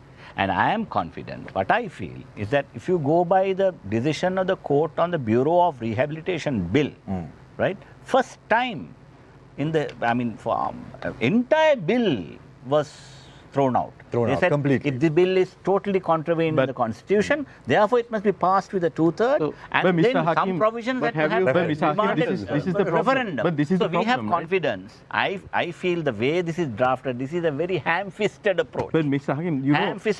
I am ashamed. I am told some architects are in the Aegis department, some even from the private bar. had been, making inputs into this. But the reality, Mr. Hakim, is we have a parliament which draws up entire bills in committee. Nadeem, So even if the Supreme Court strikes it down, says you need these provisions, in committee they'll add all the provisions back. In October 2018, they wrote an entire bill. Counter-terrorism bill was tabled in Parliament. Now here it has only been gazetted, only published in the Gazette. But in October 2018, it was tabled in Parliament and we challenged that before the court. Then I got the Supreme Court determination with me. Supreme Court decided certain clauses violate Article 12.1, 14.1 and two-third majority. But certain clauses violates Article 3 and 4. As a result, Supreme Court determined that in order to pass those clauses, government needs two-third majorities approval in Parliament as well as people's approval at a referendum. What happened? Government realized after incorporating all these amendments, they can't achieve the objective stated and ulterior motives of that bill, so government gave it up. So there are several bills in this Parliament as well as previous Parliaments government have abandoned after Supreme Court determination. So our attack is twin. We challenge the Supreme Court to ensure that this will be a useless piece of bill where then government has no interest to. But finally it's a win-win situation for the government. What I'm worried is it will be finally a win-win situation for the government. Right. Even if they pass it, they are winning. Even if they don't pass it, they are winning because they are going to have the PTA. The PTA will continue in the law books, and then we will be settled with the PTA. So, Mr. Garmanpilla, have you made preparations to go to court again, like you did for a previous? Well, we definitely we will, because we get 14 days. Will start ticking from the day of tabling that in the Parliament. If they are going to table on 25th, then of course we are ready. We have studied this, and our lawyers are ready. It's a matter of tabling it in Parliament without doing, that's a trigger. Without that trigger, we can't go before the courts, and we are ready to repeat what we did in 2018. And I said this is a twin attack. Firstly, we have to make this useless with Supreme Court determination. Secondly, there are so many bills in Parliament because of the public pressure, strong public opposition, government have decided not to move ahead. So, Sendil, I have a question from one of our... This attack is twin and we are working on it. Yeah, so I'll come, you can respond to this question, and then you can respond to the earlier question and then speak about that as well. So the viewer says, Ranil Wickremesinghe came to power because of a massive popular uprising. He, in fact, at one time even invited tourists to join the protests. Now, as an appointed president, he has delayed an election and is presiding over one of the worst examples of legislation in Sri Lankan history. And those who will likely vote for it are the very ones the people protested against. He is a man who couldn't win his own seat in Parliament. The only mandate he has is to call an election and ensure that the sovereignty of the people is protected and is re-established. Sendil Thondaman, your people are now citizens but live like slaves. What rights have you won for them? All of you, what you all do is play games every time there is a new government while the people you represent live pathetic lives. The truth hurt, doesn't it? No, actually, I think I would like to brief him that we would have still been stateless people in this country if the Ceylon Workers' Congress hasn't initiated and got the citizenship for our workers, for our people living in the plantation community. I think it started from 1965, we started getting citizenship, and it ended up at 2003. So till 2003, yes, we were stateless people. Almost, we were 40 years behind the race with other communities living in Sri Lanka. And today, yes, we have coped up equal to the other communities in this country, though we were 4 decades behind. So, what we have done, if we're going to explain, that I don't think the time is going to be enough. So then we'll be out of the track. And second thing, what he raised about the Honorable President Ranil Wickremesinghe, yes, maybe Mr. Ranil Wickremesinghe's need was not needed at the time of 2019 presidential election. But when the country was under crisis and a huge revolution was there, he was needed. Maybe he's the right man at that time. So that's why I feel that within the 6 months' time, yes, you know, different times you need different kind of politicians to handle things. During the LTT war, which was going, you needed Mahinda Rajapaksa to end the war. So there were a lot of people. He was talented. So you think appointed people in parliament, like individuals in the caliber of Sajith Premadasa, Dallas Talha Peruma, individuals like Anukumar Disanayaka, who are appointed by the people, are not capable to run the country? No, I don't want to underestimate anyone here. But I feel that Ranil Wickremesinghe took up the responsibility and he has delivered at least stage 1. We have stage 1, stage 2, stage 3. Not only going to the IMF, we'll forget going to the IMF, we'll forget going to the IMF. Till now I understand the way he's running the government and all that. Somehow he's managing something and running, because he was not given a well-established and economically stable country and a very proper government. I think he took a government which one of the most powerful presidents of this country with the highest vote winning couldn't take it forward. So he took a country with a and without having a parliament majority support. I think he's done. I don't think you spoke about phases. You spoke about phase 1, phase 2, phase 3. There is a process that this country needs to undergo if it has to recover.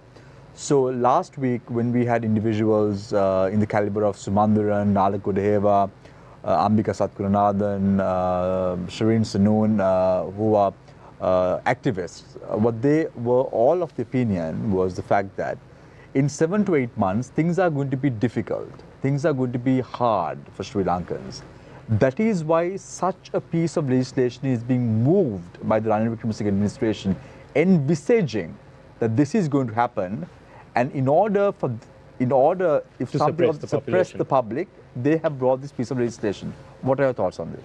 No, if not even PTA still continues. No, that is why Mr. Hakim said even this piece of legislation may go out. But the PTA will remain. So then why should they bring this one? This is worse. This is worse. They still use the PTA, but this is worse. No, 1 minute. See, it's all on how we take it. I think Mr. Ranil Wickremesinghe is what I feel right now. He is concentrating more on this economic to bring Sri Lanka out of. So let's talk about the economy. Let's bring in the anti-corruption bill that the IMF is saying that to be tabled. Yeah, let's talk about that. He's not talking about that. Is issuing a governance report on Sri Lanka in September. Where is the preparation to meet that? Shouldn't the anti-corruption effort be the priority? Also for the anti-corruption bill. You mentioned about police officers not doing their job properly and being politicized. In February, in the Supreme Court, Justice Aruvihare said that the professionalism of justice, Supreme Court justice is saying this about the Sri Lanka police, deciding on a FR petition that was filed in 2008. He's saying that the professionalism of the Sri Lanka police has eroded since its inception. And he was talking about custodial killings. These are the kinds of people that Mr. Wickremesinghe is trying to empower through the ATA. And what I can't understand is why a non-violent revolutionary party like the CWC is hesitant to oppose the ATA. 1 minute. These are the people living in Sri Lanka, no? You can't bring a police officer from Japan or Antarctica and come and put him as a police officer, no? You have to run with this police official teams. You will have to run with this AG. So you are saying we should give them these powers? But no, not give them these powers. Police officers an amazing amount of power. No, 1 minute. I'm not telling give them these powers. I'm telling them, only to use it for these terrorist activities, which earlier days, which they have not used it properly. That's why in 2019, there was a bomb blast in 2018, 19 and all. If this PTA Act was used properly, instead of, going derailing and going out of track, I don't think there would have been a bomb blast in 2000. Mr. Wickremesinghe, just one follow-up question. I want to tell you. We'll come back to Senthil. How confident are you? We all are aware Ranil Wickremesinghe destroyed the United National Party. How confident are you that he can develop the country? No, I'm confident on him because when he destroyed the UNP. Since 1994, people like Iran Wickramaratne probably can vouch for it. I don't know whether Iran is going to support that statement, but a lot of SJB party members would say it was Ranil Wickremesinghe who prompted the SJB to break away as well. He destroyed the UNP. How confident are you he can develop a country? UNP is a political party. And you know, politics is like a seesaw. One time we are up and one time we are down and one time we are up, and it's nothing permanent. But you know, in UNP has been 2010 down since 1994. In 2010, that seesaw has always been on the bad side. In 2010, when Mahinda Rajapaksa won the war, it was in Sri Lanka that there's going to be no other leader going to come for the next 15-20 years. But just within next 4 years, Maithripala Sirisena became the president of the country. So politics is like that. You know, you can't predict somebody with just one election or with one result. You can't underestimate somebody's caliber. Maybe their ideology and their thing for that election wouldn't have worked. Maybe for the coming election it will work. So you can never lose confidence. And another one thing what I said, I think there are only 3 presidential candidates who were contesting. One was Honorable Ranil Wickremesinghe, another was Honorable Dallas, another one was JVP leader. 3 of them were contesting. In those three of them, I'm not underestimating anybody else, but Ranil Wickremesinghe continued to be around 3-4 times in the past as the Prime Minister. And he has his relationship with the international community was well advanced compared to the others. So we thought that he might take it forward, and same way I feel that yes, I understand that people are suffering, but I don't think Ranil Wickremesinghe is the reason for people suffering that. It's somebody else who has made, and he's only trying to now reduce the pain. So but, I feel that he can't take the blame for it. To bring it back to the ATA. One question to Senthil. You spoke of that there should not be selective application of the law. But don't you agree that in Sri Lanka, selective application of the law is the norm? And I would remind you of the Citizenship Act itself, which is one of the most horrendous examples of the selective application of a law, specifically targeting a particular community. That's right. So that's why we have asked for, I think our party cabinet minister, through him he has given a letter to the president asking to remove section 3, 1B and C, and then again remove in section 3, 2F, I, K, I.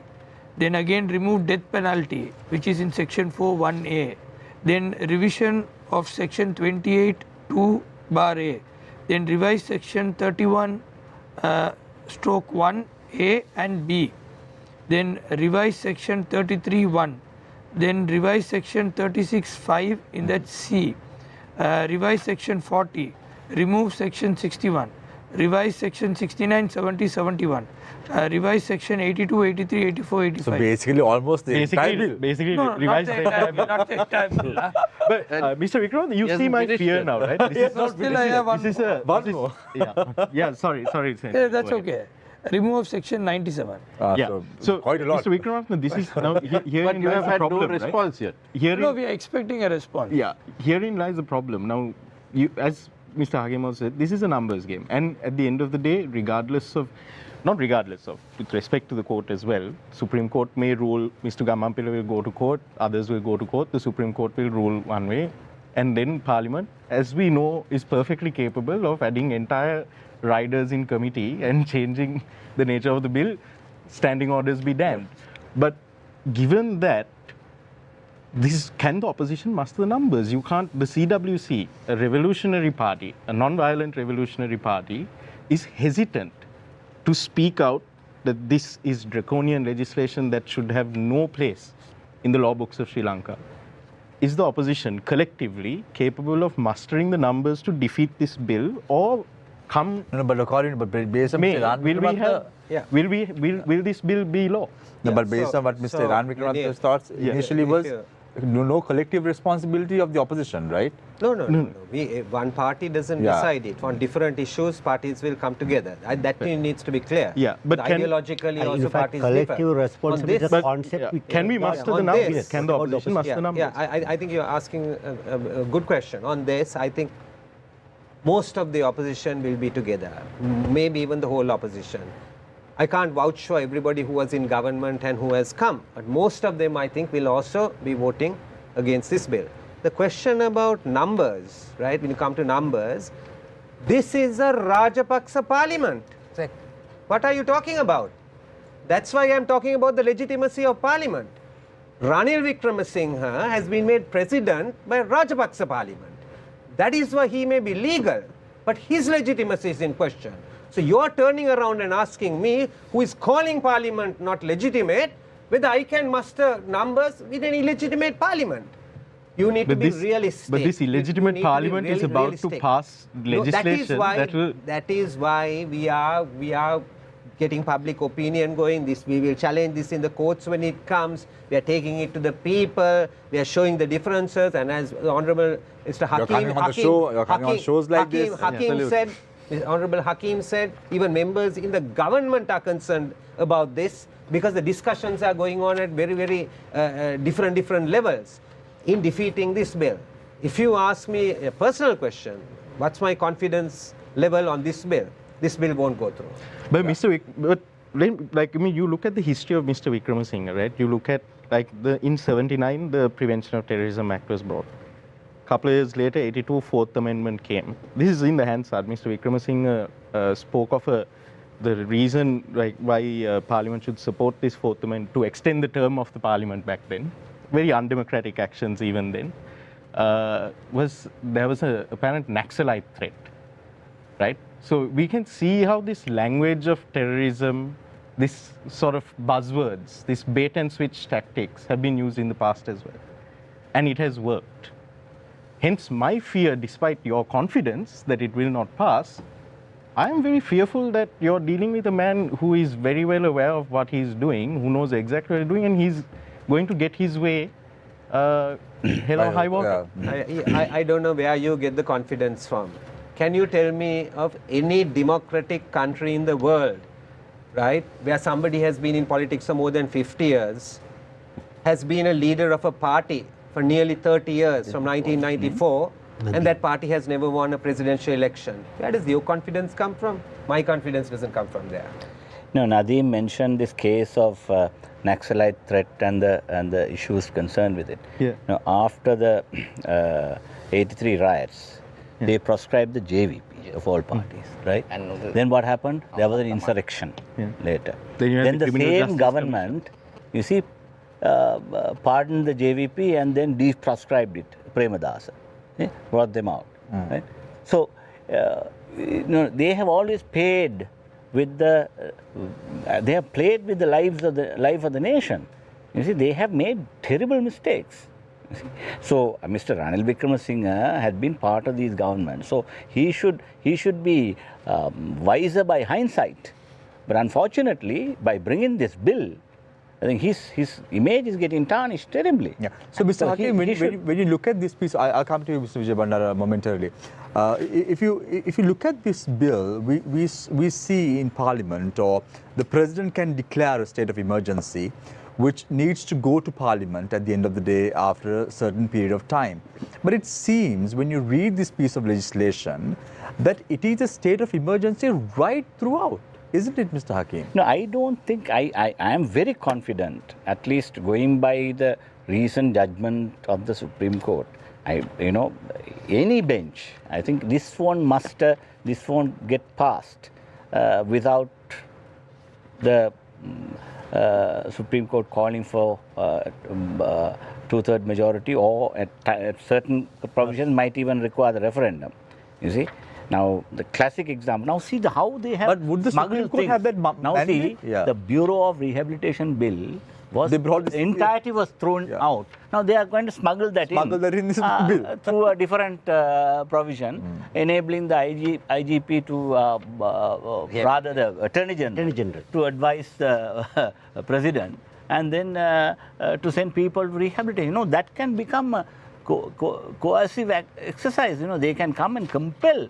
A person has been kept in custody for almost a year or two, right? And his morale is down and he's helpless. So then the AG can threaten him and say, if you don't this thing, we'll have to file indictment. You may have to go to courts, and then you have to suffer for so many years. So as a compromise, take this. That right? of course. So this is what happens. They show this as a detailed. I mean, long detention can do a lot of things psychologically to a person. Right? So, exactly the point then is, now, as MPs, it's, you mentioned again, it's a numbers game. So these things can happen. We know these things can happen. The public knows these things can happen. The public have had do happen. people like Hejaz, people like Anaf, people like even Shaktika. There are countless others to whom this has happened. Our worry now is whether you in Parliament have the capability to stop this from becoming worse than it is right now. No, not we. I mean, government is only one arm of state. But no, let's right? take your Parliament and judiciary together. But Mr. Right? Hakim, we'll your have to defeat this. That's what I feel. Can Parliament and the opposition together. Parliament and the judiciary. No, judiciary together. Parliament, but your entire Parliament, I'm saying... Indian majority means the entire Parliament. Yeah, we had to have special majority. But you see, we have to depend on the Supreme Court that it will, its judgment will finally say that this has to be passed with a special majority. and will the members of your party not go turncoat? Will the members of your party, will the SLMC parliamentary group stand by you this time? They have, I don't think anybody with their right conscience will never ever raise their... Even if there is a cabinet reshuffle, it would happen. Could I respond to you? Yes. Nadeem, now you keep asking Iran, Rauf, or everybody, do you have the confidence? He asked about his confidence, his capacity. Well, we have two options.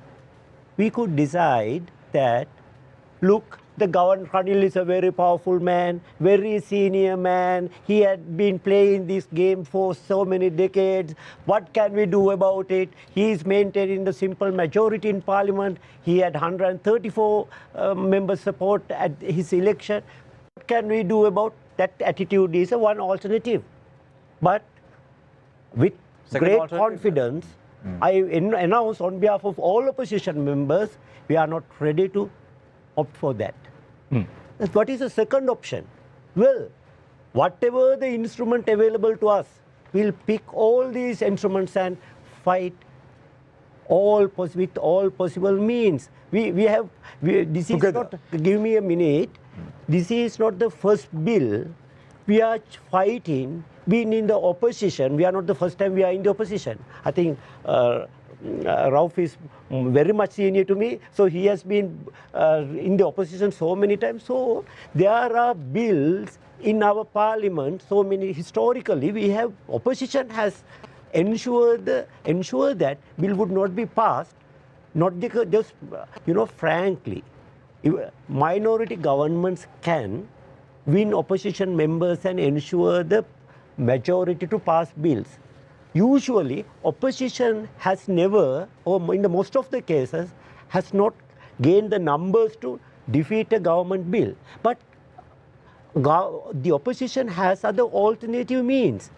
We can bring the public opinion to the level that government would not go ahead with the bill.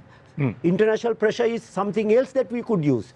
Thirdly, and we are very confident, both of us are lawyers who have challenged this kind of bills before the Supreme Court. I have challenged 11 bills so far as a parliamentarian. So we are confident that by looking at this, I just refer to the section clauses 82 and 83 in my first opening remarks round. Both these clauses are gross violation of Article 14. Then there are so many clauses, it is obvious that in violation of Article 12. Then there are several clauses violating Articles 3 and 4. As a result, it cannot be approved without the approval of the people at the referendum. So once we get this determination from the Supreme Court, this piece of bill will have no use for the government to go for moving ahead. So we are not worried about numbers, that's not the opposition game. That's government's game. Our game is to use the judiciary, public opinion, international pressure to discourage the government to move ahead. Mr. It's a three-pronged approach. Exactly. Mr. Gamappilla, I was listening to Minister Vidyas Rajapaksa speak to the media recently, and he said that those who fear this bill are those who are engaged in terrorist-like activities in the country. What is your thought on this? This bill has made anybody and everybody a terrorist. any innocent person can turn to be a terrorist by, I have two documents here with me. One is a resolution 1566/2004 of United Nations Security Council, where terrorism has been defined. Again, General Assembly in their resolution number A/RES/49/60 in 1995, they have again defined the terrorism.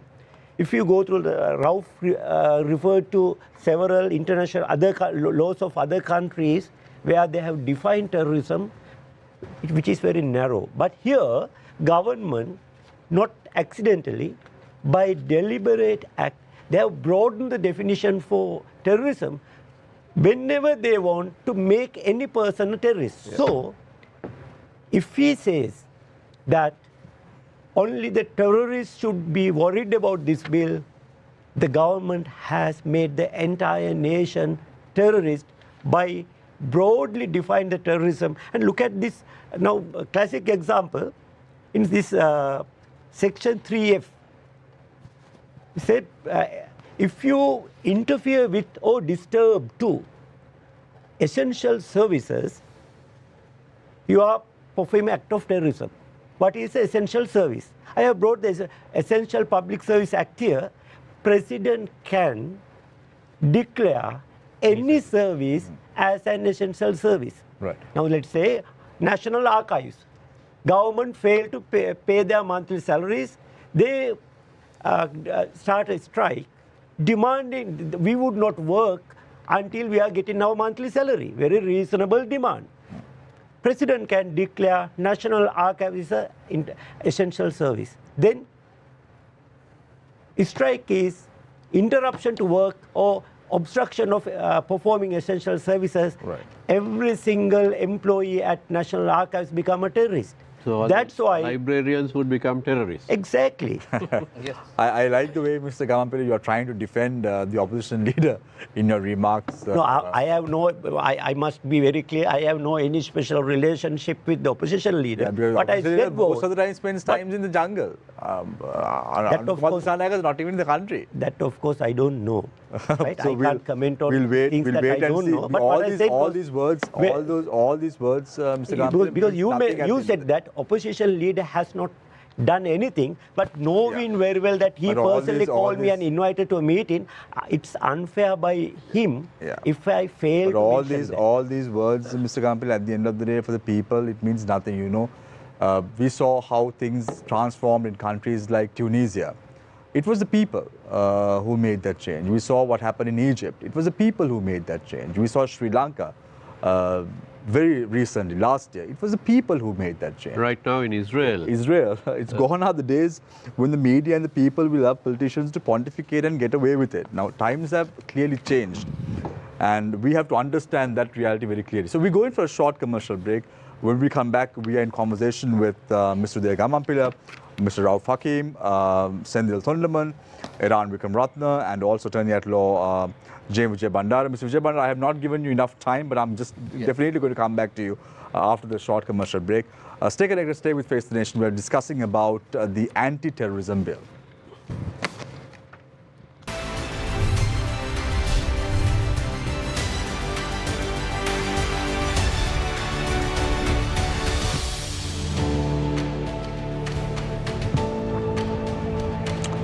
Welcome back. This is Face the Nation. So I want to give an opportunity to Niresh to pose a question to Mr. Vijay Bandara. Mr. Vijay Bandara, now we have been speaking about the effect of this bill, if passed, on media and anti-government protesters and so on. But in effect, it would also be detrimental to the rights of practically every citizen and organization. For example, farmer societies which would protest, fisheries societies, or even just an ordinary set of villagers who are protesting, demanding that a bridge be built or something like that. Yes, of course, yes. Now, let me begin with saying that what Sri Lankan Supreme Court, because all are confidence about what Supreme Court going to say. Supreme Court in famous Janagosa case, where they are beating drums and all that, led by Mahinda Rajapaksa as then he was. and some dumps were destroyed by police. Court held that even if you make a noise, disturbance of public for the purpose of showing your dissent against the government, that is legitimate. That is part and parcel of freedom of association, freedom of speech, and freedom of assembly. That is how court said. In second case, this Rattawasi Peramunu case, where in that case, certain people were arrested, and police filed a report saying, Raje Peralamu, Pannadamu, Palawaharimu, Vinasakaramu. Those are the words only, verbal expression only. Then Supreme Court held verbal expression alone will not amount to terrorism. Those are the expression. If this has been drafted, that is why I am saying there is no government in Sri Lanka at the moment. There is no governance in Sri Lanka. Otherwise, this should have been drafted with the assistance of draftman department and all these things. If they did so, all the Supreme Court expression on fundamental right, including the Easter Sunday attack case where the President's accountability, Security Council's accountability would have been incorporated if they are genuine to deal with terrorism. Now, Mr. Vijay Bandara, everyone is waiting until Maithripala Sirisena pays his 100 million. From where he's going to find this money? Now, it has been adjudicated and decided, it will be, he has to pay. Then somebody has to take that step. No, that's enough. Who's going to 100 million rupees whether the president will have? No, whether the president will have. Will he have this 100 million? Because now he has told that he wants to go everywhere and find this money as well. I don't think I don't think the people will be giving him money for his deed that he has done. I'm also not saying that people will pay. Yeah. But it's a court order. If that's not happening, there are other provisions to deal with such. In any event, what I want to say is, article freedom of expression means whatever you feel internally to communicate beyond you to others through any means. That is by way of article. So now, Mr. Vijay, you're a lawyer as well. Mr. Hakim all spoke about the Rehabilitation Act. Section 71 and 77 of this bill now contains provisions that require a person to voluntarily participate in rehabilitation programs where criminal proceedings may be suspended or deferred, or the indictments may be withdrawn by the Attorney General. Now, I remember, Mr. Vijay Bandara, when the Aragale took place, months after that, our young parliamentarian Namal Rajapaksa spoke about rehabilitating the Aragale people. Yes. So this seems, now you all were asking whether who were authors of this bill in question. Yes. Can the young parliamentarian also be part of this? Would have been, and also I have to very clearly tell the public, a lot of people say this is Ranil Wickremesinghe's act. I do not agree. This is an act of 134 plus Ranil Wickremesinghe, joint act, definitely. It is not the act of Ranil Wickremesinghe alone. This is a kind 134 of 134 plus? Ranil Wickremesinghe. So 135. Yes, I don't know. So Minister Uday Gamampila's party is not there. I don't know who. We don't know who voted within that 134 and who. Yes, you mentioned my name. We publicly supported Dalasalaha Peruma. Not only voted. Mahinda Rajapaksa also supported Dalasalaha Peruma. Remember? Maybe so. Yeah. Verbal, yes. Yeah, we don't know. Yeah, we don't know who. So what I want to stress is that what is practically dangerous is that this parliament cannot be trusted at all. It is pale, rejected parliament. And also, when you say rejected parliament, yes, are you pointing the finger at the SJB also? Let me know. It is the government, right? Government. Rejected government. I'm sorry. Let me clarify. Why that? There was swift to respond to you. Yeah. Thank God you corrected it. There was an election and they got overwhelming majority, both by parliament election as well as presidential election. That is the choice of the people. After that, people uprose. And then they rejected president, remove the prime minister, remove the ministers of cabinet. That means automatically, conventionally, parliament should have been dissolved. Today, Mr. Wickremesinghe is Vikram Ratna is very emotional, because this is something very close to his heart, and I'm so glad, Iran, you came on the show tonight, because sometimes it's so difficult to get you on Face the Nation. Because there was a time in 2015 and 2019 you were ever ready to come and tell the public what the manifesto of the UNP and the SJB was. And now only in a situation like this, we can call individuals in your caliber to come on the show. And I'm glad that you're very emotional on this subject as well. So I want to ask all 5 members about the way forward. Now, we're talking about the bill. I'm going to give each member 4 minutes as your closing remarks as well, to talk about the way forward as far as this bill is concerned, what actions will be taken, and what concrete actions should follow suit after this, because you all have a big responsibility to play, and the people are watching the actions of members of parliament and also individuals in your caliber, Sendil, because you all are part of trade unions. And this bill completely affects and suppresses movements like yours. So let's start off with you, Sendil. What are your final thoughts? No, we totally agree that the bill cannot be presented the same way. It has to be revised. So we have, because our point of contact is the president, so we have raised our concerns to him. It should be revised. He said he'll definitely let us know on the proceedings what's going to happen. And if the bill is not going to be revised, yes, we'll have to take a call whether on our party on Saturday what's going to be happening. And same way, we want to make sure that the innocent people don't get affected by this bill. And only if it's like Mr. Gamampilla said, that the definition of terrorism should be narrowed down, where the innocent people should not get involved in any of this thing which will later change him into a terrorist. If he's getting a punishment for which he's not accountable, then his life will change. Same way, trade unions throughout the country has all the rights to protest, like however they protest. But that word, the essential services, those things are things which are important things which should be revised. Because everybody in a democratic country, this is not North Korea, where you have to live according to one person's view and vision. This is a democratic country, and out of the leaders of Sri Lanka, Mr. Ranil Wickremesinghe is the one person who loves democracy, who I've seen who loves democracy. Who, Ranil Wickremesinghe?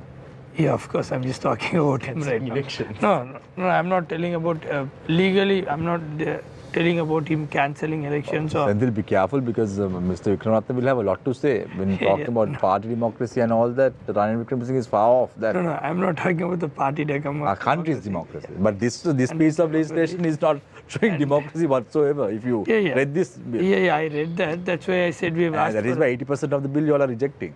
No, we asked for a revision of that. And so I feel that yes, the country has to move forward. We can't stay at one point, and whatever is necessary on that time. Sometimes there will be intelligence's report given to the government to take certain steps at certain calls.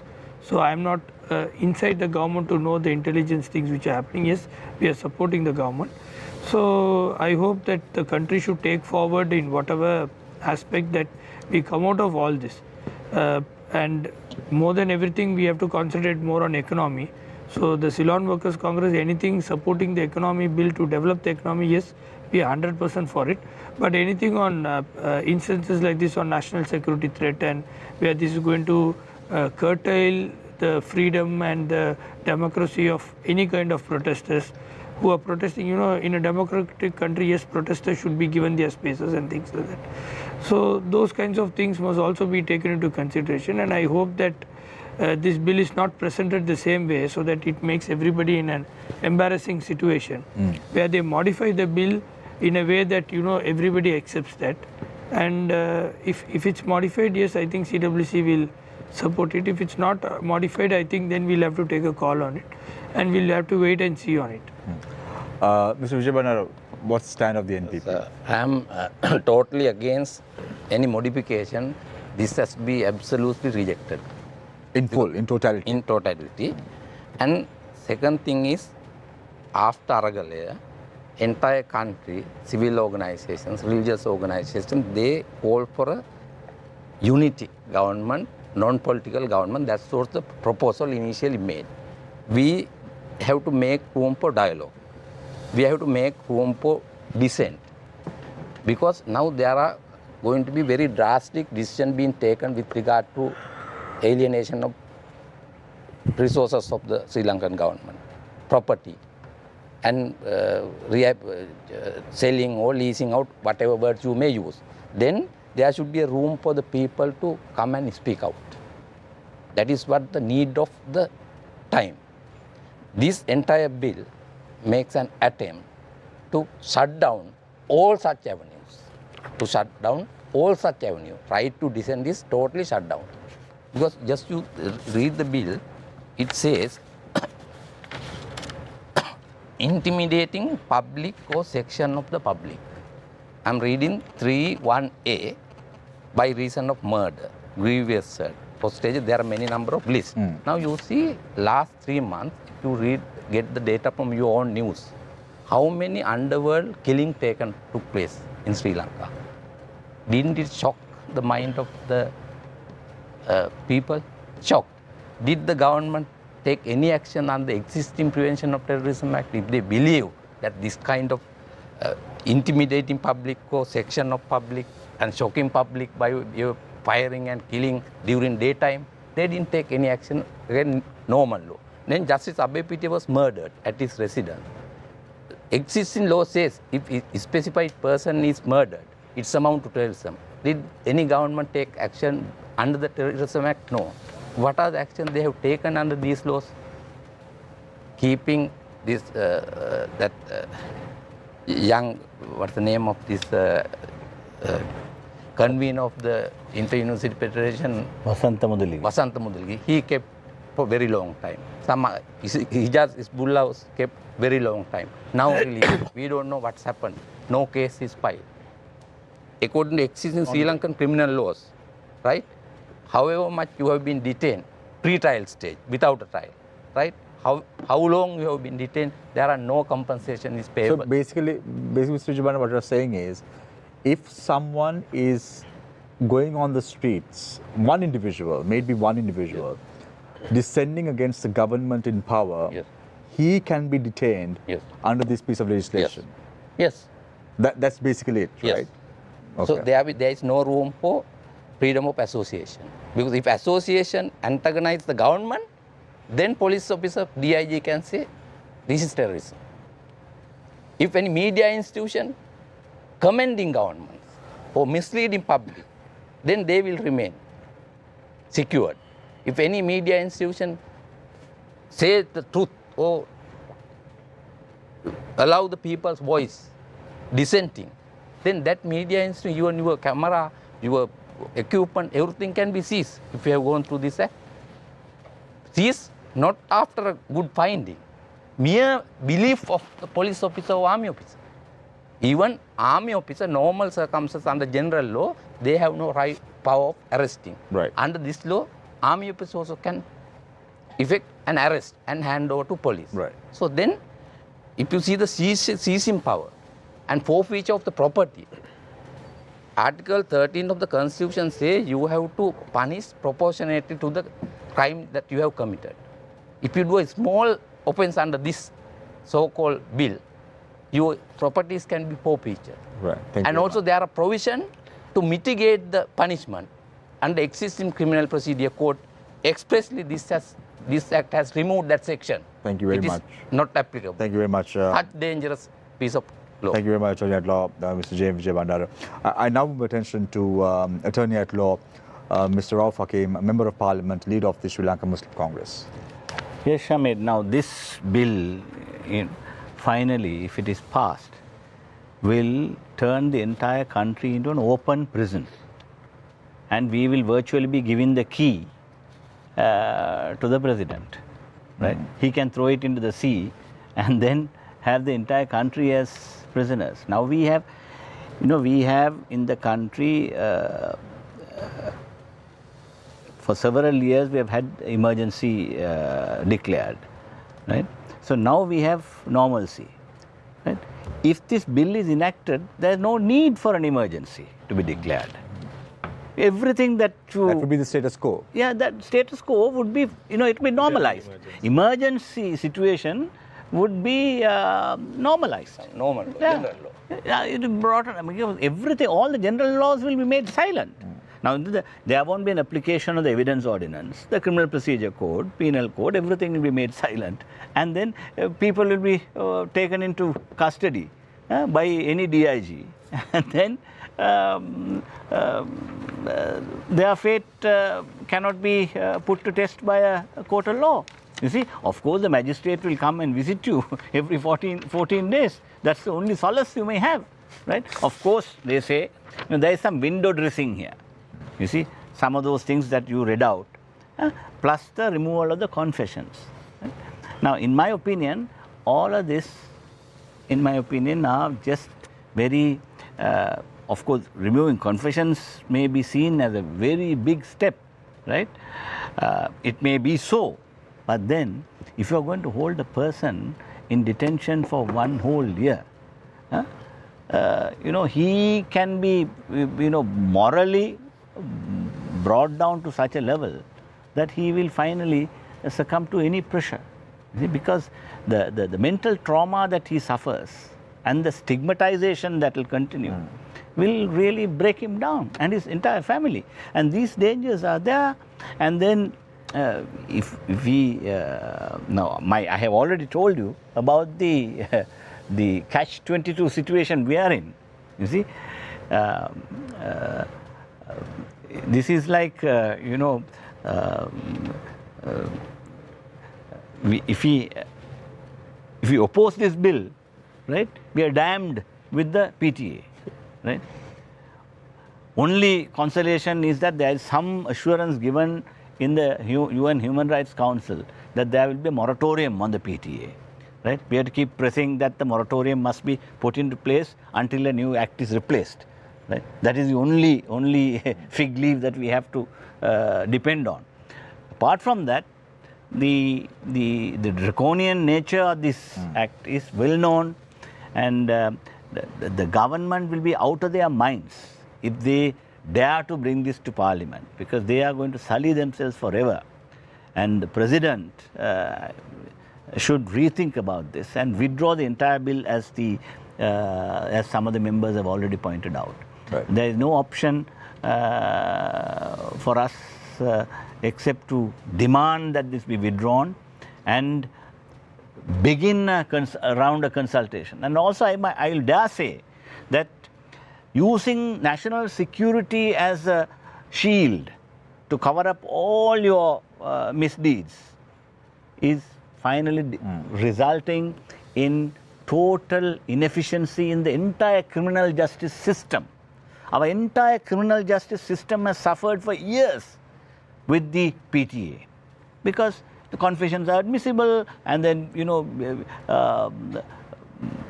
indictments are filed willy-nilly, and then nobody has done a proper assessment of how much of success they have had through the PTA in preventing terrorism, right? We have had several terrorist acts. We had the PTA for 43 long years, right, and we have not been able to prevent. So what is the point of continuing? I believe that not only withdrawing this act, but we can incorporate some other issues in this, that are some of the components of this bill, into our penal code in the normal law, right, and that would suffice. And if you want to really have a extraordinary situation, then use the emergency, declare an emergency, bring in emergency regulations. Thank you very much, Mr. Hakim, for your thoughts in the final round. Mr. Hakim is an attorney at law as well as the leader of the Sri Lanka Muslim Congress as well. I now move my attention to Mr. Uddega Mampila, who is also an attorney at law. He's also a member of parliament and the leader of the Pivithuru Helurume. Well, let me begin with a very famous quote from Pastor Martin Niemöller. First they came for the socialists. I did not speak out because I was not a socialist. Then they came for the trade unionist, and I did not speak out because I was not a trade unionist. Then they came for the Jews, and I did not speak out because I was not a Jew. Then they came for me, and there was no one left to speak for me. So This is a situation prevailed in Germany during 1940s. We just explained that entire nation going to be terrorized and going to be labeled, named as terrorist. And what will the impact? You can be imprisoned for a period of 20 years. In addition to that, your entire possessions, properties can be confiscated by the government. So, entire nation in danger. This is not somebody else's war. This is the entire nation's war. So, entire 20 million, I'm addressing, I know there are so many viewers behind these cameras, before the television set. I'm addressing you, 20 million people of this country. We may have different political opinions. We may have been differentiating each other. I am Sinhalese, you are Tamil, Muslims, then the religion, different division among us. Let's shed all these differences because we are in danger. If we are not going to be united at this moment, we will have no any other opportunity to be united. So, you asked what's the way forward. I explained previously, so let me repeat in very brief. Number game is not our game. We should not allow the government to put this on a vote. That's something very risky. We must take every possible step to ensure that this will never reach that stage. We have done that kind of operations in the past. So we have a lot of instruments. As my good friend Iran mentioned, a lot of people would lose their livelihood if GSP Plus going to be lost as a result of this piece of law. Then we have to educate them, make the people aware that you are in danger, not only arresting or confiscating properties or putting behind bars. Sri Lanka will be like a pariah state in the eyes of the international community. So how can we master? Now we are talking about we are in trouble, we have to restructure our loans, we are negotiating with our creditors and bilateral loans, we are talking to the different governments. Then President has said we are going to raise another 7 billion loans. We are inviting tourists. We are inviting investors to come to Sri Lanka. The most dangerous thing is, Mr. Kamampila, there might be a haircut on the treasury bills, the domestic loans as well. Yeah, that's a different aspect. What I'm talking about is, if we are a terror state, no tourists would like to visit Sri Lanka. No investor want to come and invest in the country because their life is in danger. As a result, their investment is also in danger. So this is not only that we are discussing about the social implication, there is an economic implication as well. So everybody will be affected, no exemption. Hence, I think, thanks to you all, we got the opportunity to address the people and make the people aware about what's going to happen. And as Rauf brought us a good message, there are a lot of dissent within the government. Government ministers, very powerful members are criticizing this bill. So we have rays of hope here and there. Let's make a big light with our common effort. I think at least we were able to reach consensus here. So let's take this consensus to outside and make a big force to face this challenge. Thank you very much, Mr. Uday Kamampila, Member of Parliament, for your thoughts in the final round. Last but not at all the least, the very emotional Iran Vikramatne. So, is this actually an anti or counter-terrorism bill, or is this actually an anti-opposition bill to any government? Really, I'm glad that you said that I got emotional, because I want to make sure that you all are safe, the media and journalists, because they'll first come there. And if we have disagreements, that's fine, because I believe the media should be free and the media should be self-regulated. The media should be doing it themselves, not any government interfering in it. Then they will go from the media, they will go to the trade unions. Trade union leaders they will go after. They must be protected. They have every right, because trade unions are looking at defending, right, the rights of workers. I have differences even with trade unions, like I have differences with media, right? Because I think that the primary task should always be the citizen and the consumer. And the consumer should be always provided services at the best quality at the least price. But of course, worker rights are important. They will go after trade union leaders. Then they'll go after the students. That's the other thing they will do. As a parent, I of course want my children to have a good education. I don't want their 3-year degrees to hang on for 4, 5, and 6 years. So I have differences there as well. But I defend the rights of students as well. They'll go. And once they get through that only, they'll come for me. You see, and that's how this thing actually works. And therefore, we have to be opposing this. There is no question about it. This is also a big distraction. You see, nobody has been talking about, for example, if I say the Express Pearl, the ship that basically exploded 2 years ago on the 20th of May in the harbor.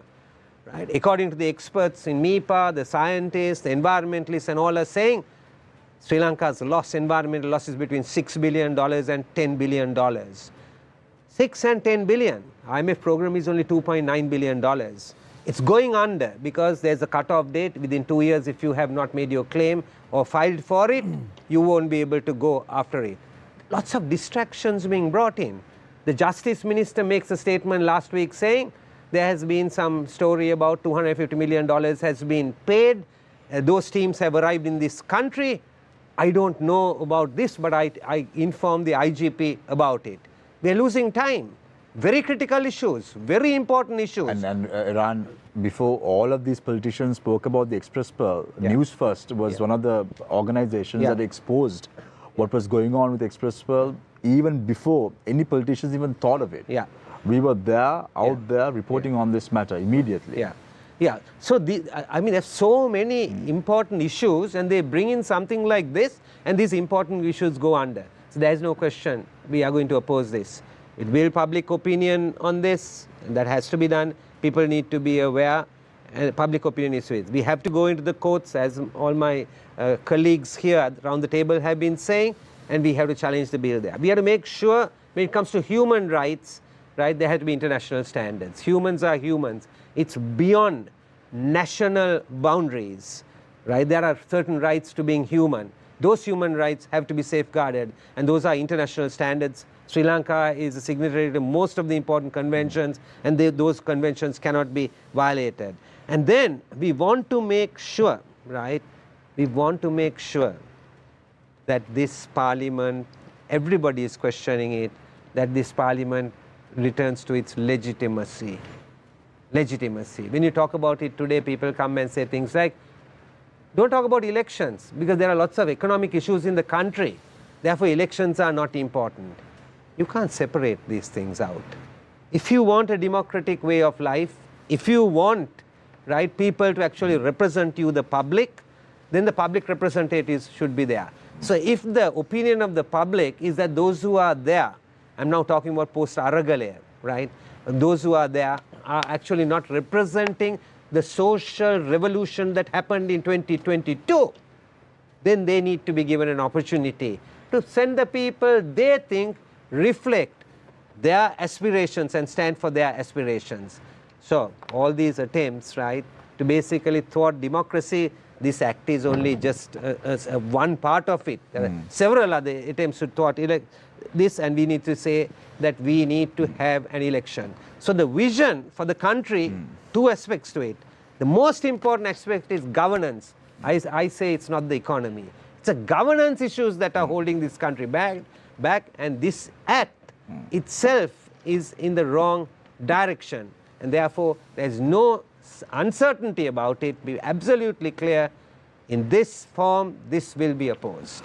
So I recollect when the Express Pearl issue came up, Newsfirst, in fact, before all the politicians or any party, I remember Minister Rohita Begunawardena was the Minister of Ports at that time. He tried to douse the fire Very unfortunate how politicians sometimes act without giving the professionals the proper leeway to do actions.